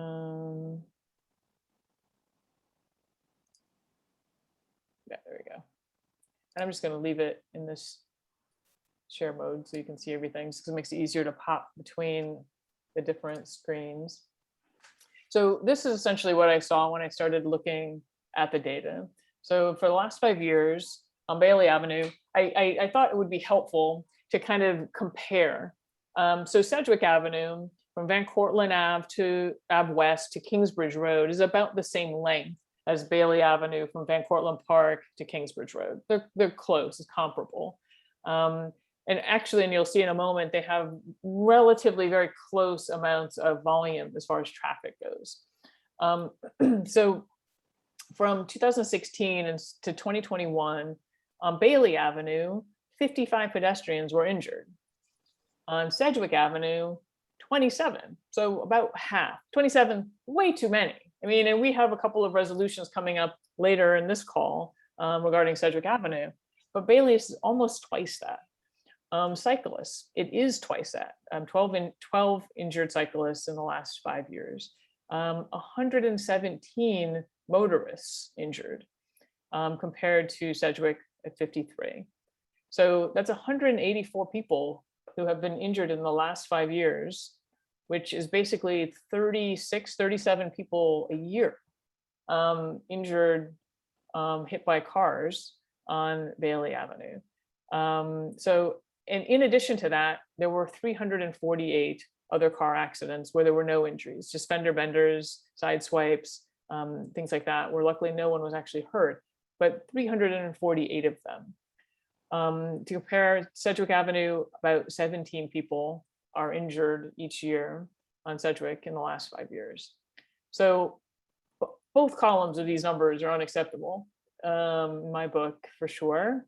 But I think the speed and width of Bailey Avenue makes it so that when there are accidents, people really get hurt. And the thing that I think about myself with accidents is that, these are people who've gotten hurt, but the injuries when you're hit by a car can be very substantial, and they can take years to heal. If ever you're ever the same again. And, it's just, it can be just such an awful, awful thing for a person. So, we shouldn't just let the fact that they were not killed, is I guess what I mean to say, somehow make it so it doesn't count. It's completely unacceptable. This is the traffic volume I wanted to kind of use to compare. I thought it would be helpful to have an area that's a little bit higher, area that's a little bit lower. Unfortunately, so I got this from New York State DOT. They have specific sections that are predetermined, so I couldn't quite customize it to make them the same length. So Bailey Avenue, the numbers, the traffic count for Bailey Avenue goes from Van Cortlandt Park all the way down to Sedgwick Avenue. So it extends into the next community board. So the average daily traffic is going to be a bit higher because it's a bit longer than the section from Sedgwick Avenue, which goes from Van Cortlandt Ave West to Kingsbridge Road. And then the section on Sedgwick Ave that goes from Van Cortlandt Ave West up to Mosholu actually has substantially more traffic. So that's my 2 points of comparison. So on Bailey Avenue, about 14,000 cars combined go in both directions each day. Sedgwick Avenue, about 10,000 of them on both of them. So 6% of them are trucks. As we know, if a person is hit by a truck, that's going to be a very serious injury. Daily high volume on Bailey is about 980 at its peak. Sedgwick's about 868. Sedgwick Avenue over on when you're going over to Mosholu, it actually gets all the way up to 1,265 at its peak, which is it's a very busy road. The morning peak on Bailey Avenue is 550 cars. Afternoon 750, and then at night both ways 859 cars. And you can see actually Sedgwick is fairly comparable and actually has a higher morning peak. So Sedgwick in the morning has about 800 cars, and then all of those cars essentially coming back home in the evening at the evening peak. And then finally, as far as who lives in this neighborhood, how are they commuting and what's the car ownership look like? Most of the folks who live on Bailey Avenue, I mean, we're not surprised by this, that most folks, they are taking public transportation or they're walking. So 65% of folks who live in the Bailey corridor, which basically is I chose all of the American Community Survey groups, so we're exactly on Bailey Avenue from Van Cortlandt Avenue West to 225th to kind of put this population together. 21% commute by vehicle. 28% have access to one vehicle.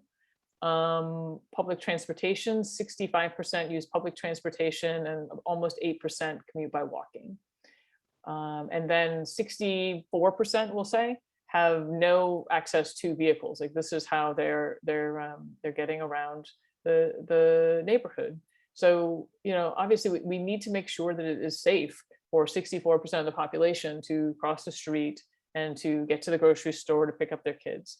Also, it's important, I think, to note that in this neighborhood along the Bailey corridor, 36% of the households have children under the age of 18. 30% have seniors who live in the household, at least one, and 16% have folks with a disability. And it could be that they're deaf, blind, mobility, any one of these things. So I'm gonna stop share. First, I want to just go to the committee to see if you have any comments or questions or anything you'd like to kick off the conversation with.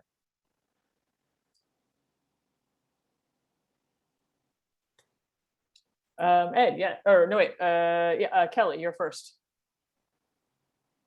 And Adele, I see your hand, and I will call on you as soon as we finish with the committee.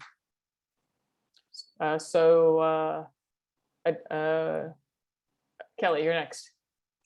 Thank you. My first question is, while I do recognize, this is first statement rather, that Bailey is an issue, it's a major issue, and part of that issue is that, you know, anytime the Deegan backs up, it increases the traffic on Bailey Avenue, right? But my other question is, what has been done as far as the precinct cracking down on double parked cars, which are also contributing to increased accidents on both Bailey and Sedgwick? That's a great question. Double parked cars. Hey, Deb, I may be able to speak on that. Oh, wonderful, Ed, please do. Yeah, Kelly, I'm the chair of the Public Safety Committee, and we have had, I know that the 50th precinct was issuing tickets, and in one case, I'm not sure if they told, but there was large vehicles double parked on Bailey that they were addressing, and obviously, like all these double parking situations, they probably need to be more vigilant about going after them. But I know in that specific area, I myself got complaints about there being large trailers and stuff, and the 50th did address it. But are they doing anything special for the, you know, it's very common to have, I treat really the right lane on Bailey as the parking lane, because it's pretty commonly parked up with cars when you're, it's essentially a one-way, one lane in each direction on Bailey because of double parking. I don't know of anything specific that they're doing, but I do know they're aware of it. And again, like you mentioned earlier, the way to combat these things is 311 calls. If it's out there, you can't just rely on the roving police officer to look into it. Make a call and somebody will go over and look at it. That's really the best way of addressing those, even with double parking. Is there a way you can report double parking in 311? Well, I mean, especially if they're like obstructing a business or obstructing somebody from leaving a parking spot or something like that, sure. That's good to know. Adele, or Ed, did you have something else you wanted to say? You had your hand up already. I did, and I just wanted to weigh in on this because I actually have to go to work, and hopefully I'll be around for any potential vote. But if not, I just you know, I live in the area, and I saw some of the statistics you put up, and some of it, you know, it's obvious anything regarding safety is going to be concerning. But I'm just looking at some of the bullet points on the agenda, and reducing the number of travel. Well, these are all potential. These are just, yeah, it was just like a way of kind of, what are we talking about when we're talking about this? But when we talk about potential, at this point, I would almost say that it's likely that some of these suggestions would be brought up just based on what well, not brought up, but try to be implemented by DOT just based on what we've seen in the past. So reducing the number of travel lanes from 4 to 2 with dedicated left turn bays, removal of slip lanes, adding protected bike lanes, shortening pedestrian crosswalks. Okay, so some of the problems I have with this is congestion-wise. You made the comparisons to Sedgwick Avenue. So one of the problems, I mean, I live right off of Sedgwick Avenue. So one of the problems is congestion-wise. Sedgwick Avenue is a nightmare, especially at rush hour times. So Bailey Avenue, like Kelly mentioned, is a lot of times the Deegan backs up and people use it as almost a de facto extension road to get to 207th Street. So, and not only that, also, you know, the 10 bus goes down there, the 1 bus makes a right turn going towards 231st Street that way. And there's a lot of bus traffic and there's a lot of traffic. And, you know, my main concerns is Bailey Avenue seems to be the one street that's like a vein that people can use to an extent to get away from a lot of the madness that's going on. And like Broadway, forget about it. Nobody wants to go near Broadway Even Sedgwick Avenue at rush hour times gets backed up in a lot of it, and it can be kind of nightmarish too. And even coming down the Marshall, down the, what is it, the Van Cortlandt Park West to Marshalloo, that gets backed up also. So my concern is by doing some of these, especially 4 lanes to 2 lanes, that's a no-go for me. I'm just, pretty much all of the bullet points, I would not, shortening pedestrian crosswalks, I don't know how you do that other than, removing some of the travel lanes. So that kind of is just an extension of the other ones. So all of these would be a no-go for me. And again, how do we reconcile this with the safety issues of it? To me, that's the big problem. And as you mentioned before, doing all these things to Sedgwick Avenue hasn't completely resolved the problem. And like you said, that rate is kind of unacceptable as it is now, even with all those changes on Sedgwick Avenue. So as it is now, unless I could hear some better solutions, which I don't know exist, I would not be for doing anything. I would leave Bailey alone. I would say it's one of the few routes that people have to actually avoid a lot of, and I think if you did that to Bailey, it would further increase the congestion on some of the other roads as well. So I would be a definite no-go. Hopefully I'll be around here for any type of a vote, but I just wanted to express my sentiments on this. If we were trying to put forth any type of proposal for a resolution for DOT to take a look at this, I would not have them take a look at it, but obviously I'm always open to hearing what suggestions you or anybody else has about this issue. Thanks. Thank you, Ed. Yeah, no, I want to be really clear. Like, there's not going to be any resolution on Bailey tonight. The idea really was just to begin to have a conversation about what problems do we actually see. When I cross Bailey, like there's definitely, there's turning cars at 238 that it makes it pretty hard. And then because there's often double parking in front of the deli, or the former deli, hopefully we'll be back.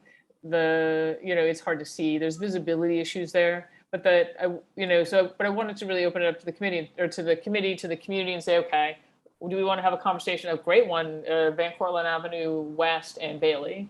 That intersection doesn't make any sense from a driving point of view or from a pedestrian point of view, and that it is how we get into Van Cortlandt Park. So I think that, even if we have a conversation tonight and next month or in January about Bailey, and we decide, okay, we only want to talk about these 3 intersections, I still think we've done public service.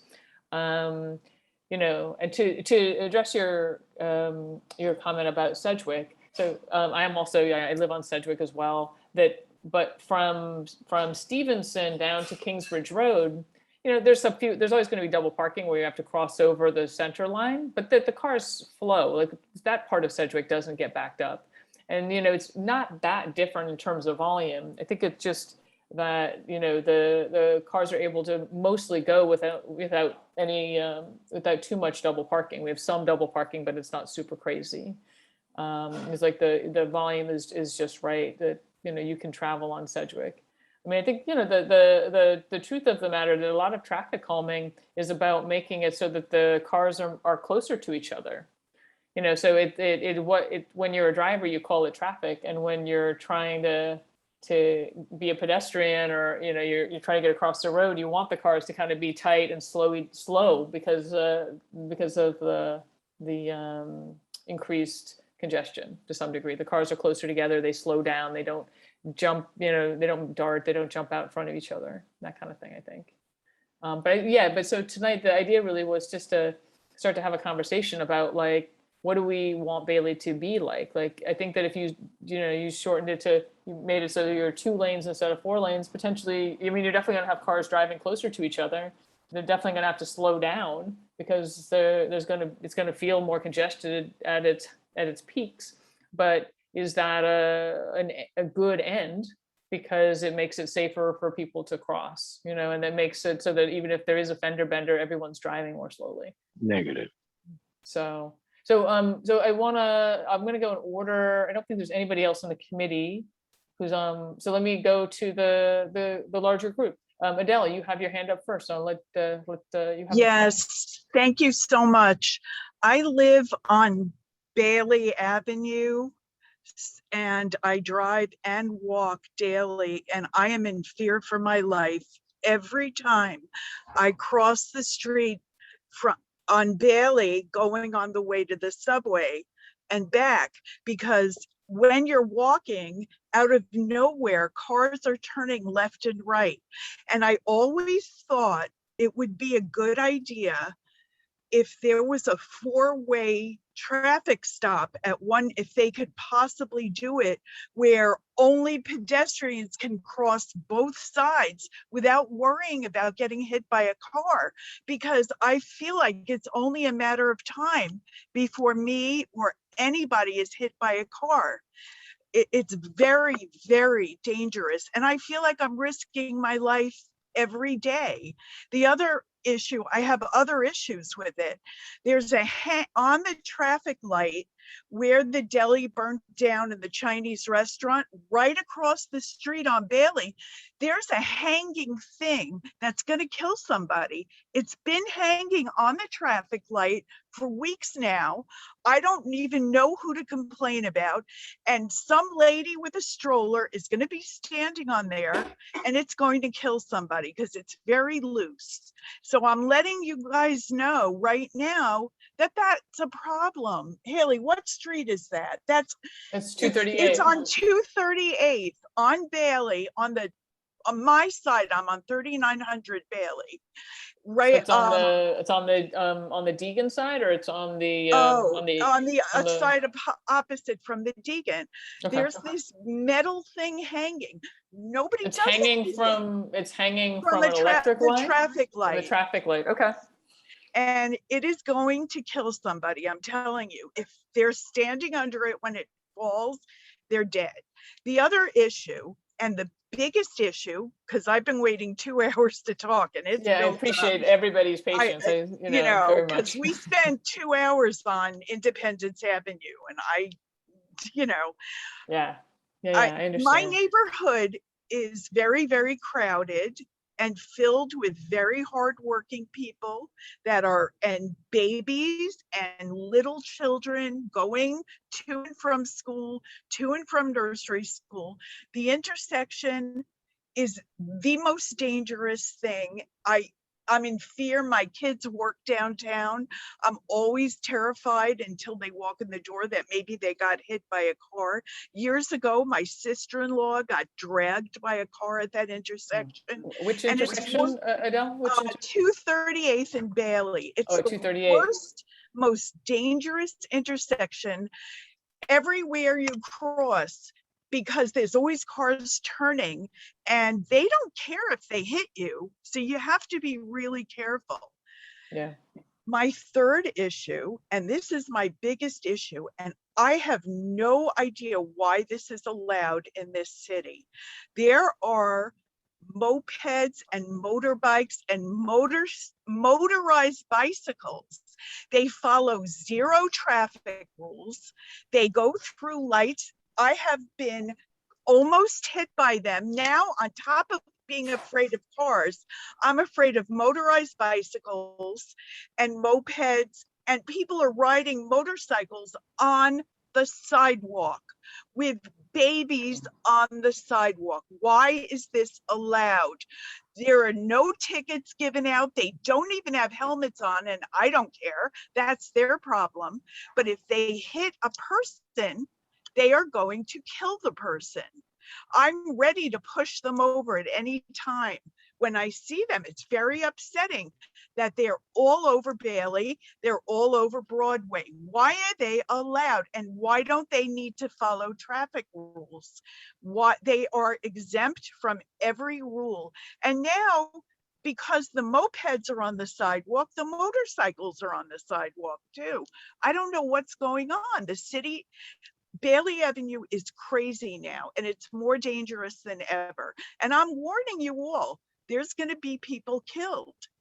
It's waiting to happen when you have people riding motorized bikes on the sidewalk. I don't even think bicycles should be allowed on the sidewalk.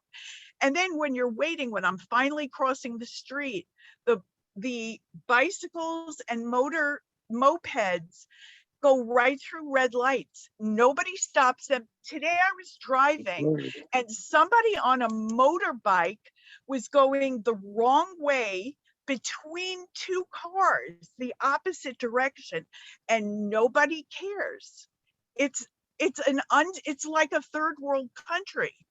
I don't understand what's happening. If somebody could answer me, I would really appreciate it. Anyone got an answer there? Oh, well, here, Adele, I'm gonna open the floor to the next person. Thank you. But thank you so much for your comments. I appreciate them. User number 2, were you just speaking? Hear me? Can There hear you me? are. I hear you, yes. Marie, a local resident on Bailey Avenue. I want to tell Adele, I think it's the pandemic that has worsened the situation. My concern, it's true that Bailey Avenue is an outlet for when the Deegan is stuck. This is not as far as I am a pedestrian. This is not the danger, because basically the cars move very slowly. But overall, cars speed down Bailey Avenue. Yellow means accelerate, turning either on 231st or 238. And my question is, why don't we have speed radars, speeding with the radars? The mayor had these 25-mile photo enforced, which are meaningless and should be removed. I don't see where there are cameras. I feel control of speeding, the idea Adele puts forth of lights at those intersections that regulate left turn, right turn, so that it's not, pedestrians are not crossing while are not crossing Bailey while traffic on 238 or on 231st, or even on 225th, there is a light there. Very So wide. it's very wide. It slows down the people who want to turn. But to me, it's a matter of regulation. There is no enforcement. Lights are regularly burned. People speed. There are no consequences to not following regulations. So, and to me, it seems a short and easy, I hope, solution is to have speed cameras. I don't know if there's a limit to those things, but speed cameras throughout, try to change the lights. And I have a question regarding at pedestrian crossing, I'm speaking of the one at 231st, there is a sound, a beeping sound every 8 seconds. I guess perhaps it's at a bus stop. Perhaps it's for people who cannot see very well, to maybe tell them that there is, does anyone know what they are? This thing beeps at 92 decibels, 24/7, every 7 to 8 seconds. Must it be so loud? So two things, okay, speeding with my question, why not speed cameras?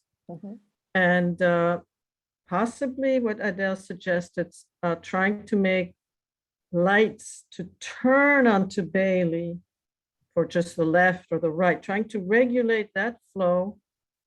And my final question is, why is that beeping sound, which is perhaps for people who don't see well, so loud? Okay. Well, I know that we've had complaints about other, I don't know specifically about 231st, but it sounds like from your description that what you're describing is to help people who are visually impaired know when they have the light. I know that in other areas, the DOT has gone out and looked if there was one that people could hear from, far away, like where it seemed like it was too loud or too frequent. It was causing more disturbance than it was helping. So should I you know, file a 311 complaint and then forward it to you? yeah, I mean, contact the community board office and we can kind of check and see what it is and see, have DOT make sure that it's operating correctly. Thank you. And about why are speed cameras, I mean radar, I don't know what is the technology now. Is that feasible for Bailey Avenue? Well, generally speed cameras go around schools. I think that there are any schools specifically on Bailey Avenue that would qualify it. There is one by 225th, but. Oh, right, the corner. Or the 50th precinct, just giving tickets for people speeding. That should be very easy. It's not it's very common. And burning the lights. This is also another, it's very, at least 231st, it's really, yellow means accelerate. All right, well, thank you, Marie, for that. I'm going to move on to Daniel. Are you still there? I'm still here. Hi. Hey. Thank you. Yeah, I mean, I travel across Bailey pretty frequently, at least a couple of times a week, and I find it feels just as dangerous as Broadway, and it could definitely use some safety improvements, especially around 230th is probably the worst. 225th is a close second. And then the intersection, I guess I have to change the order. The one near Van Cortlandt Park is probably the worst. That is, yeah. Yeah, I changed that. So that'll be number 0. I went to school for programming. And I think, a lot of times it's great to have alternatives for cars when the Deegan is backed up and to take a longer view of things, if we're actually concerned about climate change. I think it's time to look at the local level, how we can change habits, and some of the design will change habits. And I want us to have key infrastructure stuff working. I want us to be able to get food deliveries. But I think at a certain point, we have to look at our transportation systems, like storms that are similar to Sandy are happening more and more frequently. So I think it's time to also look at a bigger view than just transportation and look at our footprint overall. And so I know 3rd Avenue has gone from they've done a 4-to-3 conversion there. That's, 4 travel lanes to 2 dedicated travel lanes and a turning lane. And Southern Boulevard has gone, and put in a protected bike lane and kept the same number of travel lanes during the daytime, but reduced it by 1 at night. And so I think there are a lot of ideas to look at to really encompass the safety of all users, psychologically kind of induce slowing down and definitely look at those intersections, maybe like they've done in other parts of the Bronx and Manhattan, put in like a speed bump so that when you turn, you can't cut the turn short. And I know it's probably a trucking route and a bus route, so it might not be possible, but it would be great to see if it would be.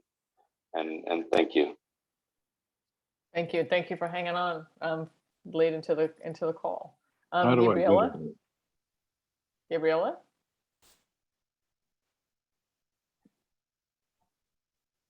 Are you there, Gabriella? I can come back. Yes.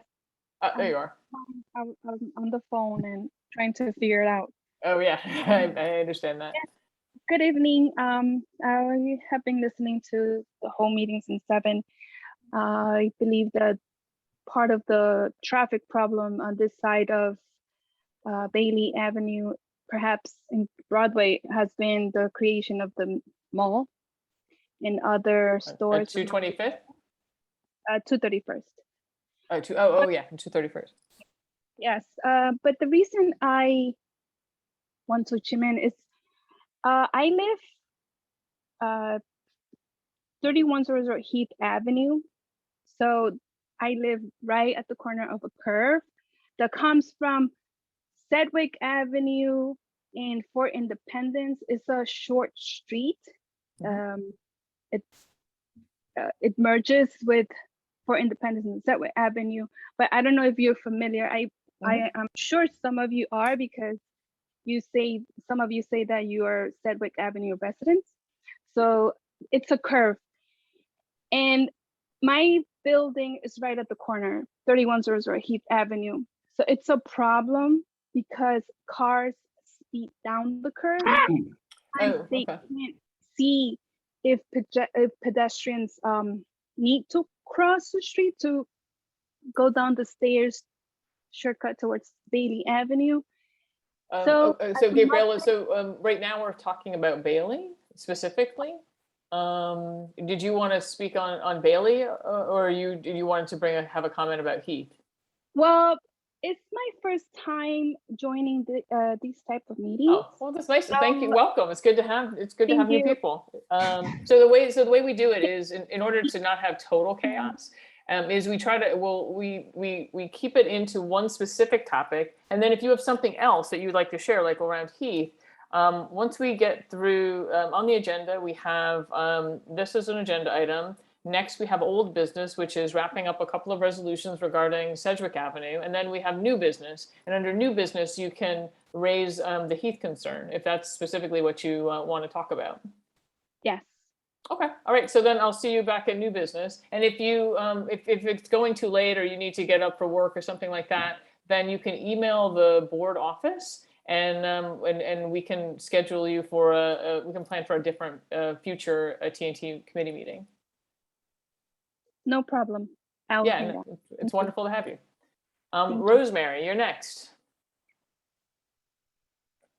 Rosemary, you there? Okay, I'm next. Yes, thank you, thank you. I do have to say the description on the agenda feels very self-deciding, and that is I do have a personal opinion on this. It's self-deciding as to where this committee should go on any issue here, and that's disturbing to me. I do think that committees should be, we are neutral. We are the bridge between government and the community. And therefore, as much as we can be, we are neutral to bridge that gap.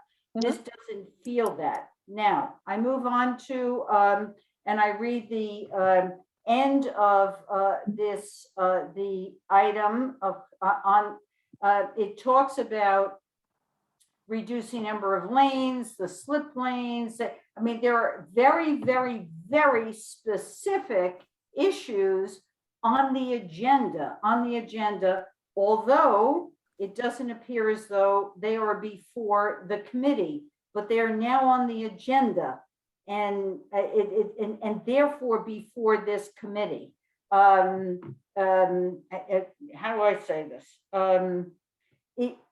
This is the issue as described on the agenda is very big, very huge, very encompassing.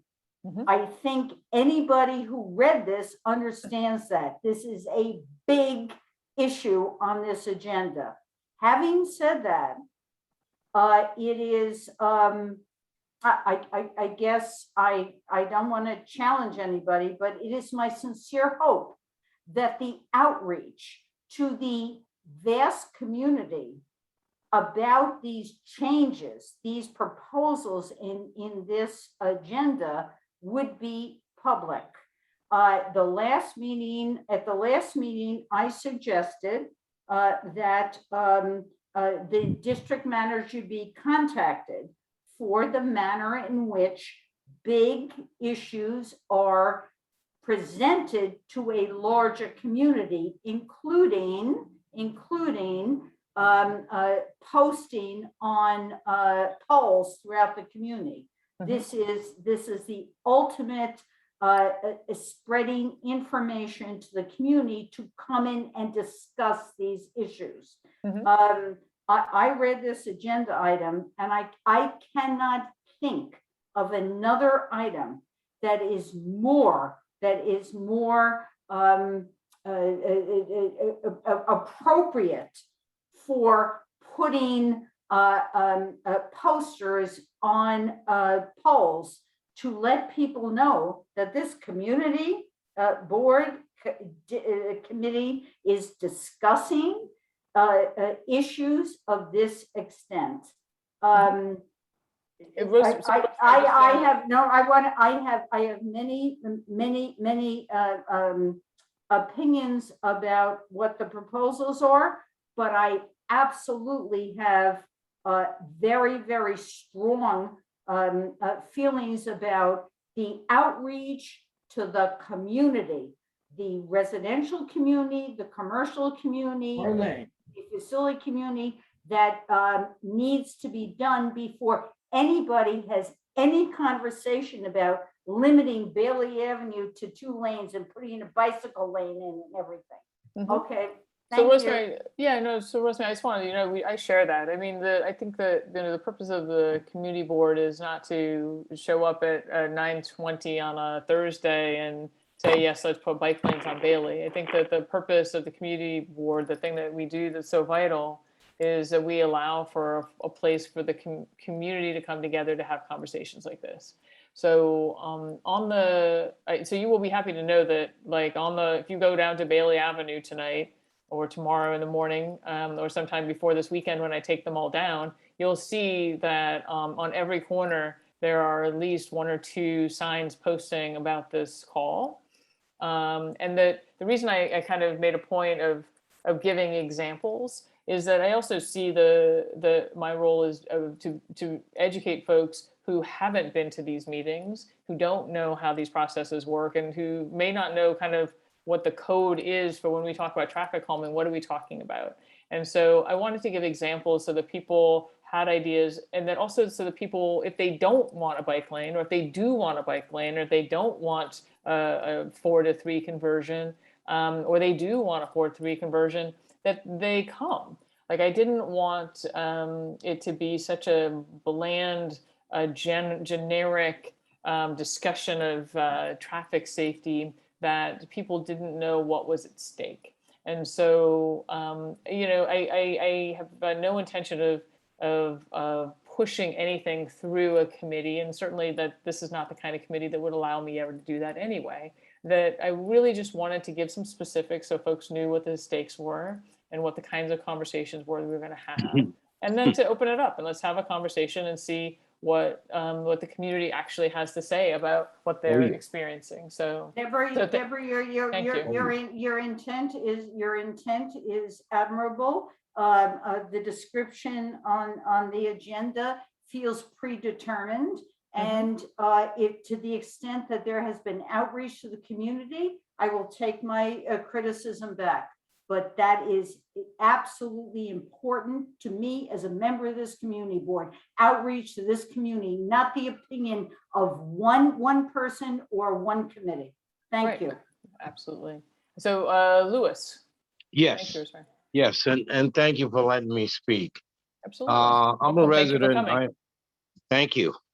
I agree with everything that everyone has said on Bailey Avenue. The only thing is, I'm here 31 years on this particular block between West 238 Street and Van Cortlandt Park South, and West as well. Now, there is monster traffic coming through Bailey on a daily basis. It's always backed up daily, especially during rush hour. The traffic signal down at Van Cortlandt and Bailey is atrocious. It's too short when it turns green. It allows 4, maybe 5 cars to get through when it goes green. So there's always a backup on Bailey Avenue during rush hour because of it. They need to extend that light at least 10 to 15 seconds longer, which would allow more traffic to get onto the Major Deegan, and traffic wouldn't build up as much on Bailey. And if you live in the area, you've seen this. It's horrible, and it's a daily occurrence. We don't need any bike lanes here. And I would agree with that young lady who stated that there are mopeds and electric bikes on the sidewalks, which is They create a very dangerous condition. They do. We need to address that. We can do that through enforcement from the 50 precinct. They need to do more enforcement, including the double parked cars, including the clubs that are down on the, I would guess the west side, the east side of Bailey Avenue between West 238th Street and West 231st Street. You mean Okay, the club, like, are you talking Yes, about there the are. clubs right below 238th? That's correct. There are several clubs there, at least 2 or 3 of them.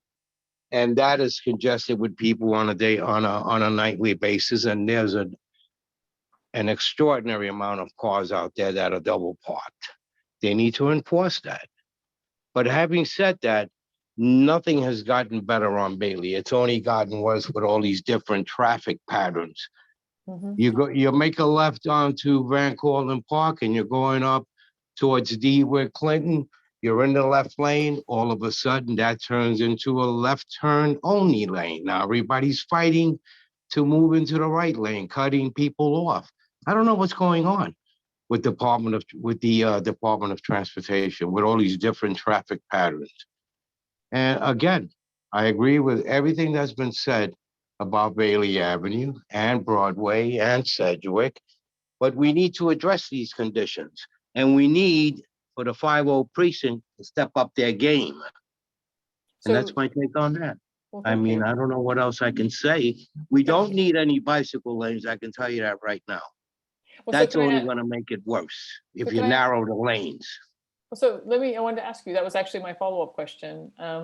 So Sedgwick has close to the same kind of level of traffic, but is 2 lanes. And as much as it can be tricky to cross, you don't see people getting hit by cars as much. You're not kind of out in the middle of things, right? When you're crossing Bailey, then you're in the middle. You do feel like you got to be careful because somebody's coming around. Well, Do you feel like that if it was more like Sedgwick, that might be an advantage, especially as like a homeowner? well, what I feel is we don't need to narrow the lanes and we don't need to go from 2 lanes on each side to 1 lane on each side. That would make it worse. Congestion would be backed up to the GW. If you did something, if DOT did that, we need to keep it as it is, but enforce the traffic regulations and extend that green light at Van Cortlandt and Bailey. Okay. 10 to 15 seconds, you wouldn't believe how much traffic can get through that and onto the Major Deegan northbound. And that would alleviate a lot of the traffic that gets backed up on Bailey Avenue on a daily basis and on weekends as well. The Major Deegan doesn't have to be backed up. That just compounds it if it does. But it doesn't have to be backed up to have a lot of traffic on Bailey. Okay. Well, thank you so much for speaking. I'm going to move on now to Frederick. Thank you. I mostly just want to address some of the points that were raised earlier. Somebody mentioned bikes on the sidewalks. Why it's illegal? It is illegal. Bikes on the sidewalk. Luis is right. We need enforcement on that. With regard to the speed cameras, so the law was changed in 2019. They're allowed within a 1/4 mile radial distance from a school. So by my rough estimation, that would cover Bailey Avenue south of West 233rd Street, and then also just barely the intersection of Bailey Avenue and Cortlandt Park South and Van Cortlandt Avenue West. So just it doesn't include 233rd basically to Van Cortlandt Park South. Just for food for thought, you can request speed cameras through the Department of Transportation. They may ignore you, but you can put that in. And then I just, to the extent that I have thoughts, I'm very glad to listen to everybody on this topic. Our office gets a huge number of complaints about the intersection at Bailey Avenue and the Deegan and Cortlandt Park South. I would guess, and I don't live around there, so I don't know for specifics, but I would guess that it's different inherently than Sedgwick because of the Deegan access ramp. So I would just sort of keep that in mind as you're comparing the two, that I do think there are different types of traffic, in particular at the north ends of those both 2 roads. Thanks. So Frederick, in your estimation, I mean, it seems like the intersections that are kind of popping out as worth a future discussion that's one of the big ones though, is like what can DOT do to improve, like having a conversation about what are the things, what are the problems we would like them to solve about that specific intersection, 238, 230th, I think, and 225, or the four that are coming out to me as like that have been mentioned more than once. Yeah, I mean, by far, and the most number of, I'm not diminishing any of the other intersections, by far the most we hear about is the top one, Van Cortlandt Park South. Yeah. We've talked about it in our office, and I believe with DOT in the past. The challenge there is that you have traffic. It's all about that Deacon ramp. So you have traffic also along Van Cortlandt Park South. So the Luis, I think it was Luis, somebody mentioned extending that green signal. I think it would just be, I don't want to answer for DOT, but there's a lot of signals that need to be extended there, and I don't know how that exactly would work. So just, this is a mess of an intersection. I definitely think it's worth examining, but I would keep in mind that it's not going to be an easy solution at that intersection, although it absolutely merits attention. Okay, great. And I think Jordan is raising his hand, but I'm not sure he's. I think doing it's it on Mark. the Zoom It's maybe feature, Mark. so- Oh, is it Jordan? I've got Margaret Yeah, next. no, so but I would just. I don't want to cause a marital. I didn't want somebody to feel ignored. Thanks. Yeah. Thank you. Either of us. Margaret, do you want to go next? Sure. I joined in later than Jordan, so he probably has more to say than I do, but I agree that intersection of Bailey and Van Cortlandt needs some attention, and actually I asked the DOT to look into that intersection, so that I expect that they'll at some point do a study of it. I wanted to speak up on behalf of having bike lanes on Bailey Avenue. The fact that we have bikes and mopeds on the sidewalk is partly a sign that people don't feel safe in the street. I would not feel safe on a bicycle on Bailey Avenue. I would like to be able to ride on Bailey Avenue to go to Van Cortlandt Park or to bike to work at Manhattan College. But I frankly wouldn't feel that safe, given that there's no place, I'm not supposed to be on the sidewalk, and I'm not, I'm not really, cars don't really respect bicyclists' ability to use the car lanes. And so I think it's very rational to think about putting a bike lane. It does not, especially on a huge road like that, it does not take away that much space. And if we fix the signals and enforced the double parking rules, there are always cars double parked at the part of Bailey that leads to the Van Cortlandt entrance ramp. And that's part of what makes it so congested. There's usually a lot of open space on Bailey, but at the place where everybody's trying to get on the Deacon and get through the light, there's always 2 or 3 double parked cars. So we could think about what we could do to make that less likely, but I don't think that should mean that people who bike should live in danger. And I would also say to all of you who don't bicycle, I know some of you do and some of you don't, but lots of us have stuff delivered to our homes, have meals delivered to our homes, and a lot of that stuff comes on a bicycle.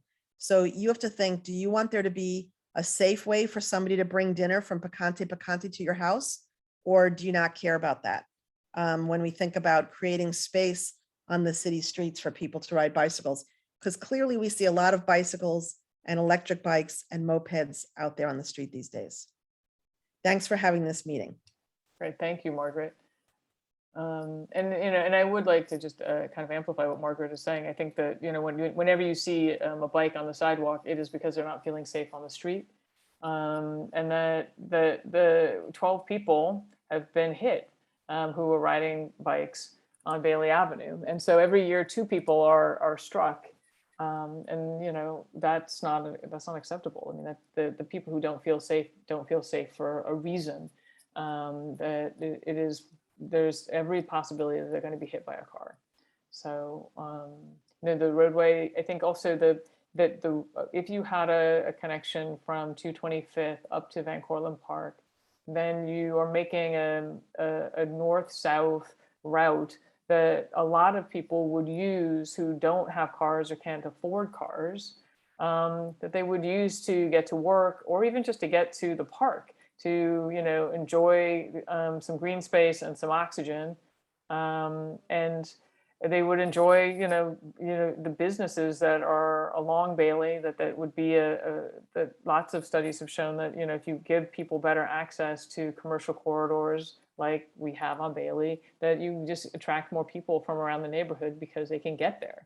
And so it stops being about what's the radius that you can walk, and it starts to be like, what's the radius you can bike, which, you know, is just going to be a bit farther. And so I also, you know, when I'm thinking about what's on 225th and Marble Hill houses, and but lots of folks who can't afford cars or don't want them because, you know, environmentally we cannot all have them. You know, I think that it's not, we shouldn't just dismiss out of hand a bike lane because it takes up space or because you do have to look both ways before you cross it because somebody might be coming on a bike, or you know, because we don't have a bike ourselves and don't think we would use it. I mean, people do use bikes to get to work. People use bikes to deliver our food and deliver our prescription drugs and all the other various delivery services. And so I just think it is something that is a matter of equity we should think about seriously, why we want to rule it out and not just assume that we're going to rule it out and have to argue as to why we should keep it or have one. You know, I think it should run the other way when you have 70% of the neighborhood that does not own a car. So that's my 2 cents on the bike lane piece. I just would like to, you know, put that out there. And so I got one more hand, unless Jordan, did you already have your hand up and I didn't see it? Yeah, yes. All right, Jordan, go for it. And then Vittorio, you will have the last word. I'm sure you'll be shocked to hear that I agree with a lot of what Margaret said. And I'm more relieved. I'm relieved. I think that's a good sign. Yeah. All right. Others though as well. So I won't repeat all of that, but one thing that's related to all that is there are several that have been talked about, but one is the approach to Bailey Avenue from 238th Street, which is like when I go through it, it's like a video game where you have to twirl and stop and wait and scared that somebody's going to come around you, and like it's just kind of insane there. And so I'm no expert on this at all, but I think it would a thought that comes up that perhaps could be brought up with DOT is that perhaps there are lanes there when it's headed east on 238th Street, because there's so much like going around each other there as they cross a Bailey to get to Fort, you know, to 238th and then Fort in Independence there, and that's really dangerous there. And our drive and she's really good at it, but you know, I'm scared for her and I'm scared for everybody, you know, and I wanted to all add, just thank you for all of the research you did on what terrible stuff is going on those streets. That's the main thing I think of this, that, you know, even if some of us don't, you know, agree that something needs to be done. So thank you for bringing this up, and I look forward to, you know, us figuring out with DOT what needs to be done. Thank you for staying on the call. And then Vittorio, you're last. Yeah, I'll keep it short and sweet. I just wanted to echo comments made earlier about lack of enforcement, and we really need the 50th to step up. I just don't see them around the district at all, and it's very frustrating. And this is why we have the issue of all of the double parking and the mopeds and all of this stuff. I just don't see any enforcement. It's very frustrating. And when this is brought up by other community members, we hear, well, the 50th can't be anywhere. They can't be everywhere.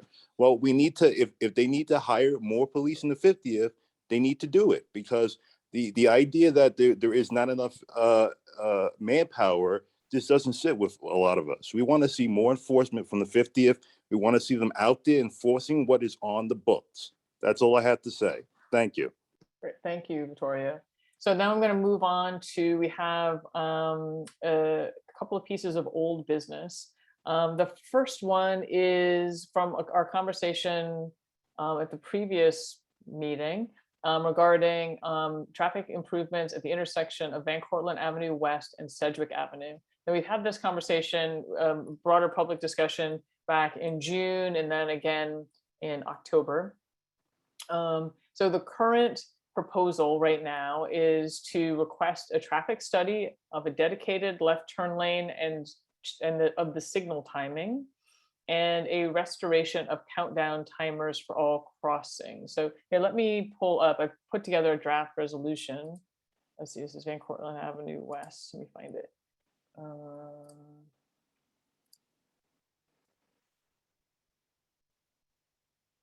Van Cortlandt Avenue West. So this is the intersection. So, whereas the residents of 3850 Sedgwick Avenue have raised concerns about safety on Sedgwick Avenue at the intersection of Van Cortlandt Avenue West, whereas the Traffic and Transportation Committee heard public testimony at the June 2021 committee meeting regarding the details of these safety concerns. Whereas in the past 5 years, 18 motorists and 4 pedestrians have been injured in crashes and 1 pedestrian has died at this intersection.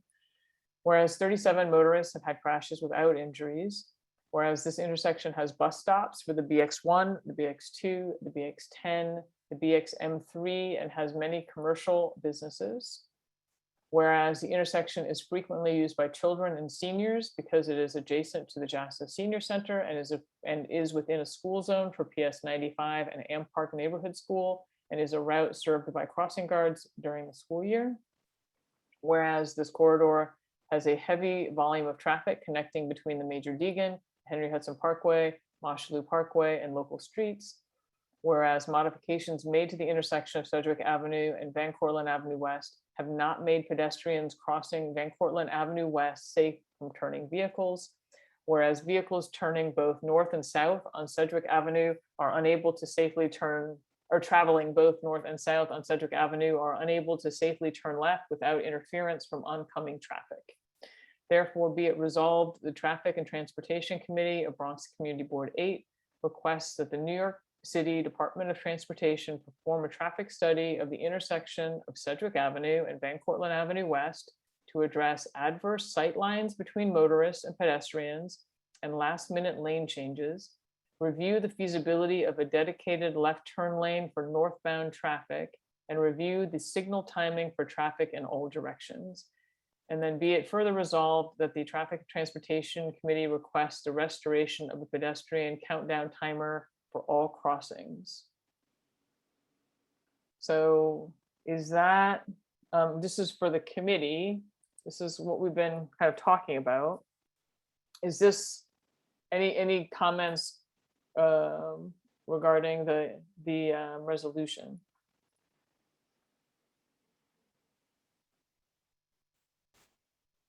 Victoria, I see your hand is up. Was it up from before, or is it up? Is this new? Or Oh, is it sorry, running? that's by mistake. Okay. Mary Ellen or Kelly or Chris? Any comments? I don't have any. Or Georgia? comments. Mary Ellen? I think Ed is signed off. Yeah, I don't really know this. I'm like getting really tired because I started work at 5 o'clock this morning. Yeah, no, I know. Well, I kind of had hoped that Ed would stay on. I know because he could. He 'cause would I'm not really be, too because I feel sure like about this. he's a good double check on things. Exactly. I know we have a lot I was of depending folks. on Ed on this one. Margaret is on. I know we have some folks here who specifically got on for the Sedgwick Avenue thing. So, Margaret, what's your question or comment? I mean, I don't have a lot to say about this other than I think I would like to see it explored to see what could make it safer. There's not a lot of traffic controls between, Giles Place and So that's the the next resolution. supermarket. That's the next resolution. So hold that thought. Am I reading this wrong? This resolution is just for the Van Cortlandt Avenue West intersection. Oh, by the supermarket. By the supermarket. There's two resolutions for Sedgwick Avenue. There's this one, which is just for the intersection. And then there's another one that is for from the intersection to Giles. So that's the next one. So do you have any feedback or comments on this intersection one? Are you frozen? Oh, no. Yeah, I'm not sure. Northbound traffic, I'm not sure which way that would be. So that's the traffic going up and down Sedgwick?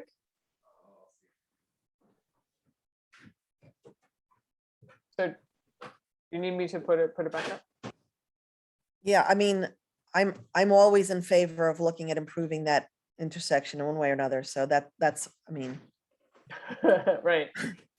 One of my concerns there is there's traffic coming in two different directions that have the right of way. Like the one bus coming towards our neighborhood. And if I'm turning onto Van Cortlandt to go to the Deegan, we both have the right of way, and it's like a, negotiation. And I'm not sure that's the best we can do. So that's so we were talking about when cars are traveling north on Sedgwick and they get to the intersection, that there's also the cars coming south on Sedgwick, that the cars traveling north cannot see the cars traveling south, and that there's interference when a car traveling north tries to make that left to go onto Van Cortlandt Avenue West, and so they rush it. They can't see the pedestrian, and they're kind of hurrying to avoid being hit by oncoming traffic.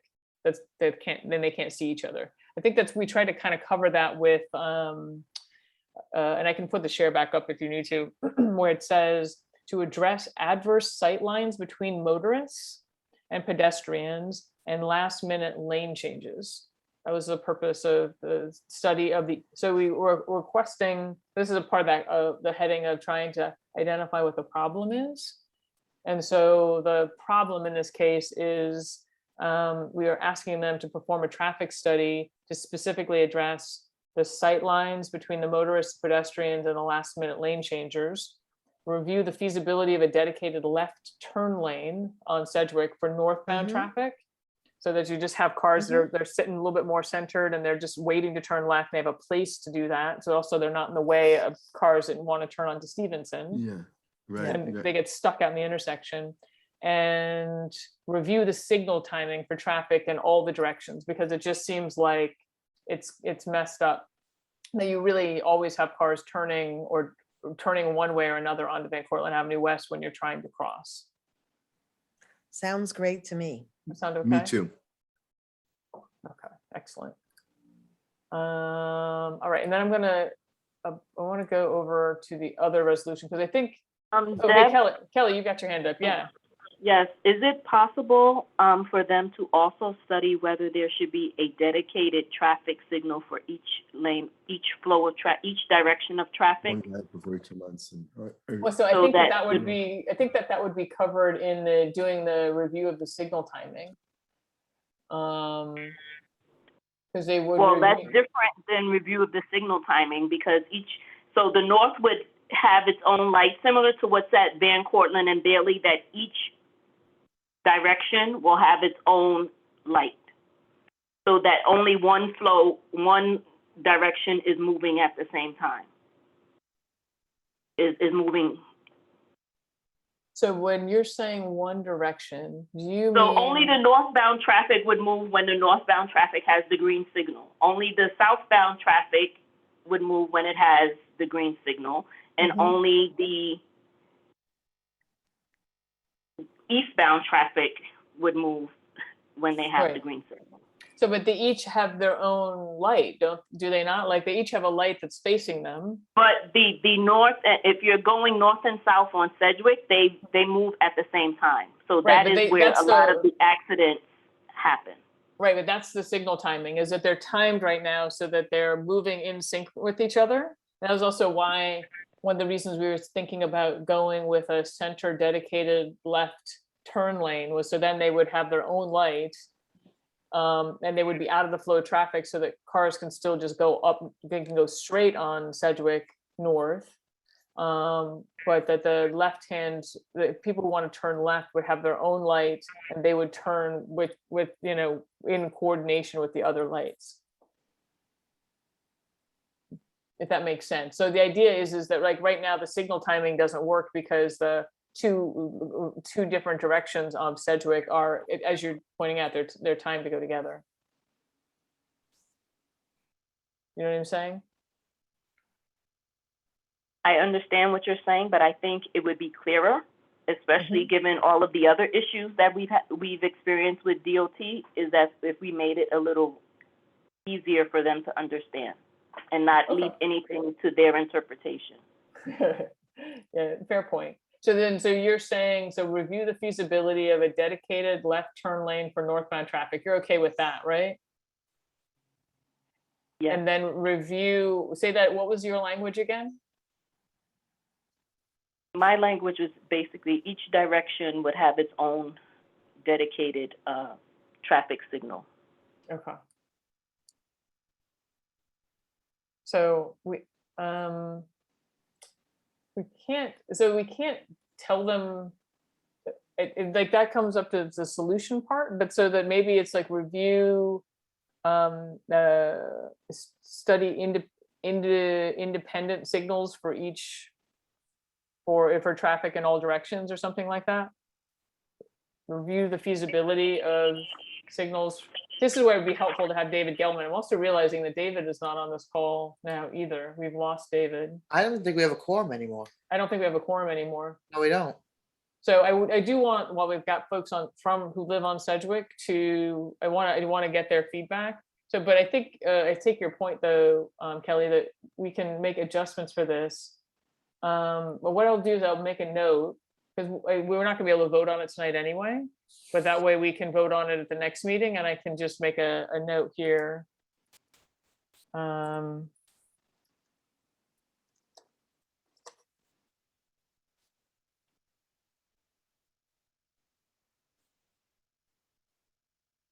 know it's getting late, so we don't have to force it. If we have to discuss it at the next one anyway.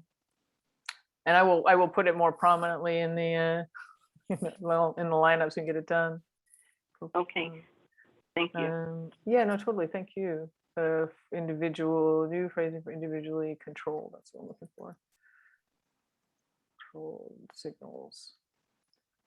All right, and then Ishmael, you've been very patient with your hand up. What would you like to add? Well, I've been waiting over 2 hours and a half for what I've heard from everyone here about Sedgwick, but it seems that the Department of Traffic is not doing their job correctly to serve the people. We live in a community that's filled with senior citizens. That corner there on Sedgwick, we need a whole that's correct. We need a whole that's going. Could you say that again, Ishmael? I missed the. You got cut out. It seems that the Department of Traffic is not doing their job the way they should to serve the public, to serve us, to protect us and keep us safe. They did a survey when they implemented this intersection. I don't know what they're looking at. First of all, when you're coming down Sedgwick to make a left turn going down to Deegan, and I'm coming down from Sedgwick to make a left turn to go into Stevenson, there's no light holding the traffic that wants to go straight up Stevenson. Sedgwick. You need holding lights that's going to control that intersection thoroughly. Another thing, when they did the survey, you have a school, you have 95 there. So rush hour begins at 5, but basically rush hour begins at 3 o'clock when the children are exiting out and parents are driving to pick up their children. I don't know what the Department of Traffic is doing. I mean, for what I've heard in 2 hours, all these issues, is the Department of Traffic. They should have been here tonight. They definitely should have been here tonight. Okay, I don't know what to say. Regarding the schools, are you saying that there's an issue with double parking, or what was the No, issue? not the intersection itself, because you also got the children trying to cross, Yeah, coming down, you know, from it's just not 95. safe to cross, Not- yeah. Not safe at all. It's a, it's a mess. That corner is a total mess. Whoever did the survey there wasn't really observing that intersection and the flow of traffic and the flow of the people that live in the area and the children. It's hard. It's so hard for me to make a left turn going into Stevenson because I got to watch out for the individual that wants to go straight up Sedgwick. It's very dangerous. And that island there at the corner, it's also bad. It's pretty bad. And right, no, that's exactly what we're talking about, that island, that doesn't, it didn't fix the problem. No, but we definitely need holding lights to control the flow of those four corners. All right, so thank you for that, Ishmael. And I know it's getting late, so I just want to do one last, this is the other resolution, just so that since I've got folks on here from Sedgwick, I think still, Jordan's still here. So this is the Sedgwick Avenue and Stevenson resolution. Isn't it? I think I've lost Margaret. All right. Oh, okay. So whereas residents of 3850 Sedgwick Avenue have raised concerns about safety on the 2-block section of Sedgwick Avenue from Van Cortlandt Ave West to West 238, whereas the Traffic and Transportation Committee heard public testimony at the June 2021 committee meeting regarding the details of these safety concerns, whereas in the past 5 years, 9 motorists and 2 cyclists have been injured in crashes on these 2 blocks, whereas 36 motorists have had crashes without injuries, whereas 2 blocks have bus stops for BX1, with the BX1, BX2, and BXM3, and adjoin an actively used public park and playground, Ford Independence Playground, whereas this corridor has changes in grade and several twists that limit sight lines, whereas this corridor has chronic double parking, which causes traffic to cross the center line, whereas there is no pedestrian crosswalk for 3 blocks in either direction, whereas pedestrian ramps have been installed at the intersection of 238th Street on the east and west side of Sedgwick, but have no connecting crosswalk and have limited visibility for both pedestrians and motorists. Therefore, be it resolved that the Traffic and Transportation Committee of Bronx Community Board 8 requests that the New York City Department of Transportation study the feasibility of an enhanced crosswalk at the intersection of Stevenson Place and Sedgwick Avenue near 3850 Sedgwick Avenue, and add a painted crosswalk on Sedgwick to existing pedestrian curb cuts at 238th Street and Sedgwick to the existing pedestrian curb cuts at 238th Street and Sedgwick intersection. Be it further resolved, the Traffic and Transportation Committee requests a restoration of the flashing yellow caution light at the bend between Stevenson Avenue and Van Cortlandt Avenue West, and the addition of another no standing sign on Sedgwick Avenue just north of Stevenson Place to reduce vehicles illegally parking and blocking sightlines. We have further resolved, the Traffic and Transportation Committee requests that sharrows be installed on Sedgwick Avenue with no impact to parking to improve visibility of the presence of cyclists. So, any comments from the committee or from anybody on the call?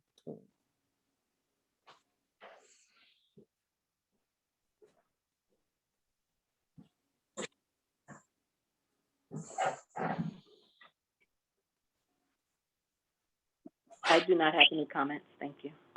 Okay. I don't see any hands. Is there anybody who would like to say anything? If not, I can Maybe like further discussion like the next meeting, because it's hard to even concentrate on it right now. Well, Rosemary's here. She's going to concentrate for us. All right, You don't Rosemary. have a quorum. You don't have a quorum. What are you talking? Thank you, Rosemary. That's why I Well, I said know that. we're not voting, but we do have people from. That makes no Rosemary, sense. We have people, guys. We have people from Sedgwick Avenue who've been here, who stayed on this whole call. So I want to make sure that we Absolutely. give them an opportunity to speak. That's all. Absolutely. But you don't have a quorum, so you can't vote on the resolution. I'm You not just- voting on anything. I know. Good, Yeah, yeah. there you go.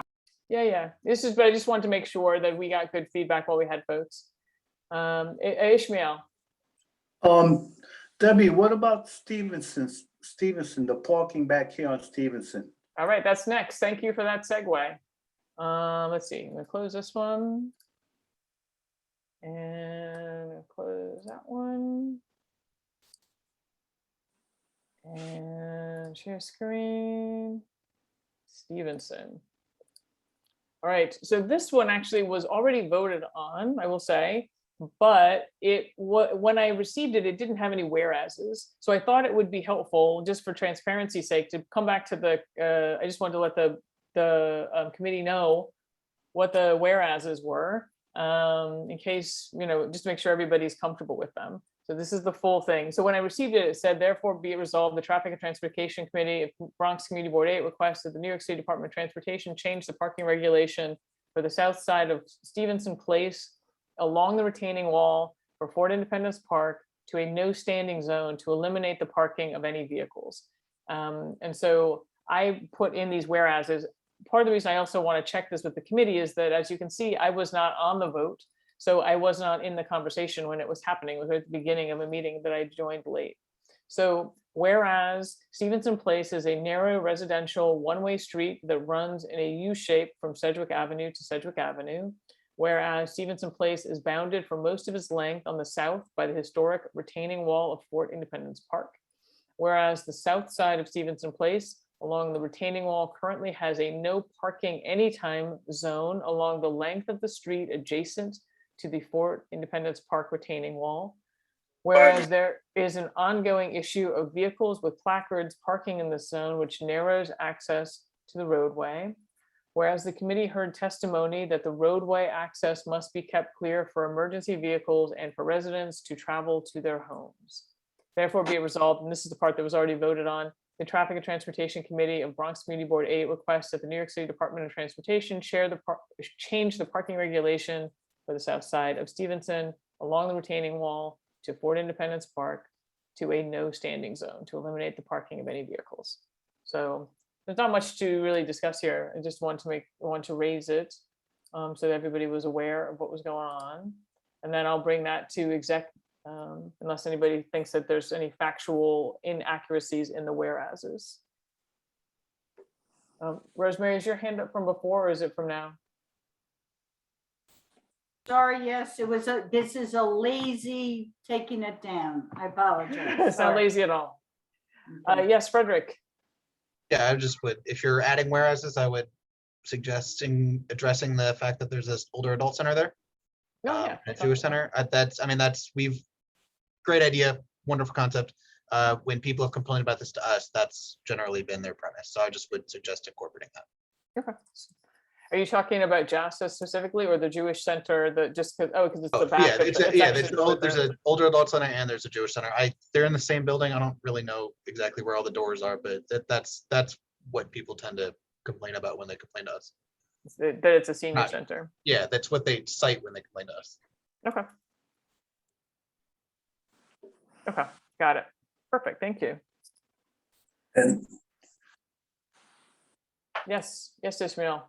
Are you on Stevenson, both sides of the roads is no standing anytime. No parking anytime. It's no parking anytime, yeah. Sanitation has a hard time coming up. I have a quick video. I don't know if I could, if you can see where the fire department is trying to come up Stevenson and they can't because the cars are just double parked. Right, I believe that. Okay, it's really sad because in case of a major fire, you see the vehicle going back, trying to exit, reverse out of Stevenson because they just cannot go up Stevenson Place. That's crazy. It is. It is. Yeah. Okay. This is bad. Really yeah, that's just bad. It is. So hopefully, I mean, the purpose of this, changing it from a no parking to anytime to a no standing means that the placards are not allowed to park there either. So it should keep it more clear and make enforcement easier. So that was the reasoning behind it. Yeah. And So- when is the next meeting in December?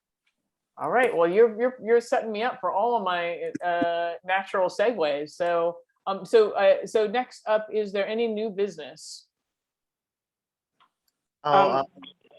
New business? Remember, I texted you today on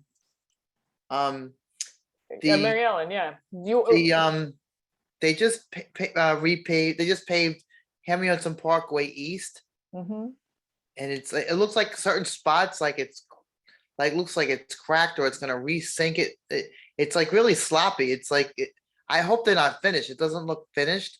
Mhm. And even like coming off the Henry Hudson Parkway, you can see like the tar marks coming across. It's really Weird. doesn't look finished at all. Well, so can you send some pictures to the board and to me so that I'll send it to you, and then I don't know how good they are. I sent you some. It's by HIR. That's like where I Okay. see it going to work. Okay, yeah, and then I Not can really follow up pretty to see if they're done yet or not, like if they're just in the middle of it. I hope it's not done. It looks so unfinished, and it looks like it's crumbling away into spots. Well, I hope not. I hope they're done. I hope not. I hope that's not the finished product. It took Yeah, a no, it while doesn't to look get it finished done. at all. All right, thank you, Mary Ellen. We will follow up. And then Gabriella, talk to me about Heath.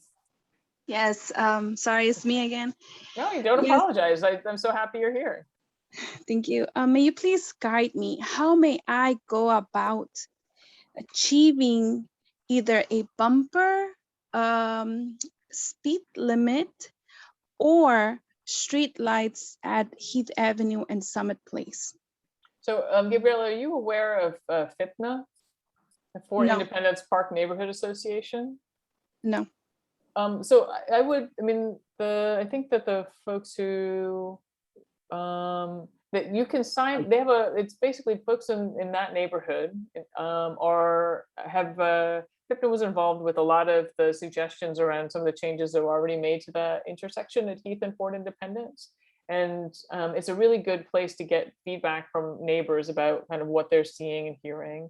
Also just talking, like you see here that Frederick Klein with Assemblyman Member Dinowitz's office, he's on this call, contacting his office and advocating for something like this, that you're seeing like that's an issue. Like the Assemblyman has always been very active in these kinds of specific issues that impact the community. Also, Council Member Dinowitz is involved with these types of things, and the community board. So all of us, can bring our own perspectives to it and act in our own roles with this. Frederick, I saw that you popped back on. Did you want to? Yeah. Do you want to respond to Gabriella's request? Yeah, Gabriella, if you want to give us a call tomorrow, I don't know if you have a pen or you can look up her phone number. I'm happy to help you. You can put these requests straight through the DOT website. They'll give it a case number. They'll tell you it's going to take 27 months to study, but I can bring it up with the Assemblyman and we can try to get that a little bit quicker. But if you want to just give us a call tomorrow, we'll happy to walk you through it. Thank you. We'll do just one question. If I get signatures from my neighbors, a letter from my neighbors, obviously one letter signed by all my neighbors, would that do? I would suggest putting the request in first, just because again, DOT takes forever to study things. They can move quickly when they want to, but they take forever to respond to stuff like this. So I would suggest putting the request in, getting a case number, and then if you want to talk to your neighbors and gather signatures, then you can sort of do that work and sort of like cite that the request number. And that way it's like a specific thing, and then you can bring it to DOT or elected officials or whoever you want to bring it to. Okay, thank you. The request will have to go through whom? Through Department of Transportation. So you can go to their website. I don't know what offhand. If you've Google NYC Department of Transportation, it should pull up. There's like an online request form. There's also a phone number. It's one of the few agencies that actually puts phone numbers that people answer the phone at. But again, if you want to, you can call my office tomorrow, Assemblyman Dinowitz's office tomorrow, and we can walk you through this too, or you can do it yourself. It's up to you. Understood. Thank you. No problem. Night. Great. Thank you for coming, Gabriella. Also, if you go to the community board website, you can sign up for the newsletter there, and then you can stay in the loop on all of the various committees. So I totally recommend that, because what will happen then is each month when there's an agenda for traffic transportation or the health or public safety or parks, that all of those, whatever committees or whatever interests you have, environment and sanitation, that you can sign up for those various committee newsletters. You'll get the agenda. You can see if there's things on there that you're interested in, and then you'll get the Zoom link and you could come to the meetings. Could I just tell her that she could email us and we'll put her on that FIPNA list? Yeah, yes, thank you, Jordan. Yeah. Gabriella, you could just send a note to margaretbx@gmail.com and we'll put you on that FIPNA list. And like you can share what you care about, and we'll have thoughts too. And I care about that street a lot. The step streets there, the traffic light, all that stuff. So I would love to hear from you. Thank you. Is it VX as in boy? BX like Bronx. So it's Margaret, MARGARET, BX@gmail.com. Okay, thank you. Okay, thank you. Yeah, thank you, Jordan. Sure. All right, any other new business? Kelly, your hand's up. Yes, just a recommendation, Deb, for the next meeting or two. If we could rotate the order of things on the agenda so that people, for the last couple of meetings, people on the east side of Broadway have had to wait over 2 hours on the call, and it's not fair to them. So to give everyone their due, I recommend that we rotate the order of business. Yeah, no, I mean, I hear you, particularly, I mean, I live on the east side too, so I hear you. The only thing that really dictates what goes at the top is if the agency is presenting something, then as a courtesy to them, I'll put that at the top. But yes, I hear you about trying to make sure that the stuff that has been at the bottom of the agenda or later in the night, especially with such, I mean, I think the first thing to take away is to try to have the meetings end sooner. So because 10 o'clock is a long meeting, and I want to really thank everybody who stayed on for the whole thing. There's important issues and we've been discussing them, and it's an important conversation to have. But this meeting was certainly had more agenda items than I would have liked to have on it, but we've been trying to play some catch up from the fall. So I thank everybody for their patience who has stayed on. Ishmael, is your hand up new? No. Yeah, I just want to say thank you. And number two, for the newsletter, the information that Jordan gave to the lady, I could take that website to have the newsletters come. So there's two things. The email that Jordan gave, margaretbx@gmail.com, that's to sign up for the FIPNA newsletter. FIPNA stands for Fort Independence Park Neighborhood Association. And they're just really active in all of Kingsbridge Heights. And so if you're in that area, then totally sign up. I totally recommend it. It's a great group. And as for the community board, go to the Bronx community. You can Google Bronx Community Board 8.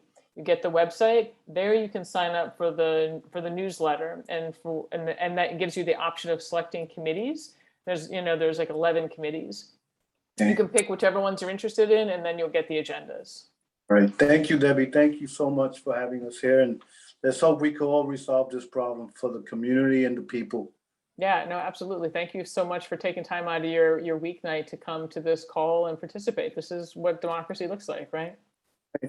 We can move mountains together. We can't do it. Exactly. I make a motion to close. Do I have a second? Second. All right, everybody. Here. Thank you so much. I will see you all in December. Good night. Night. Good night.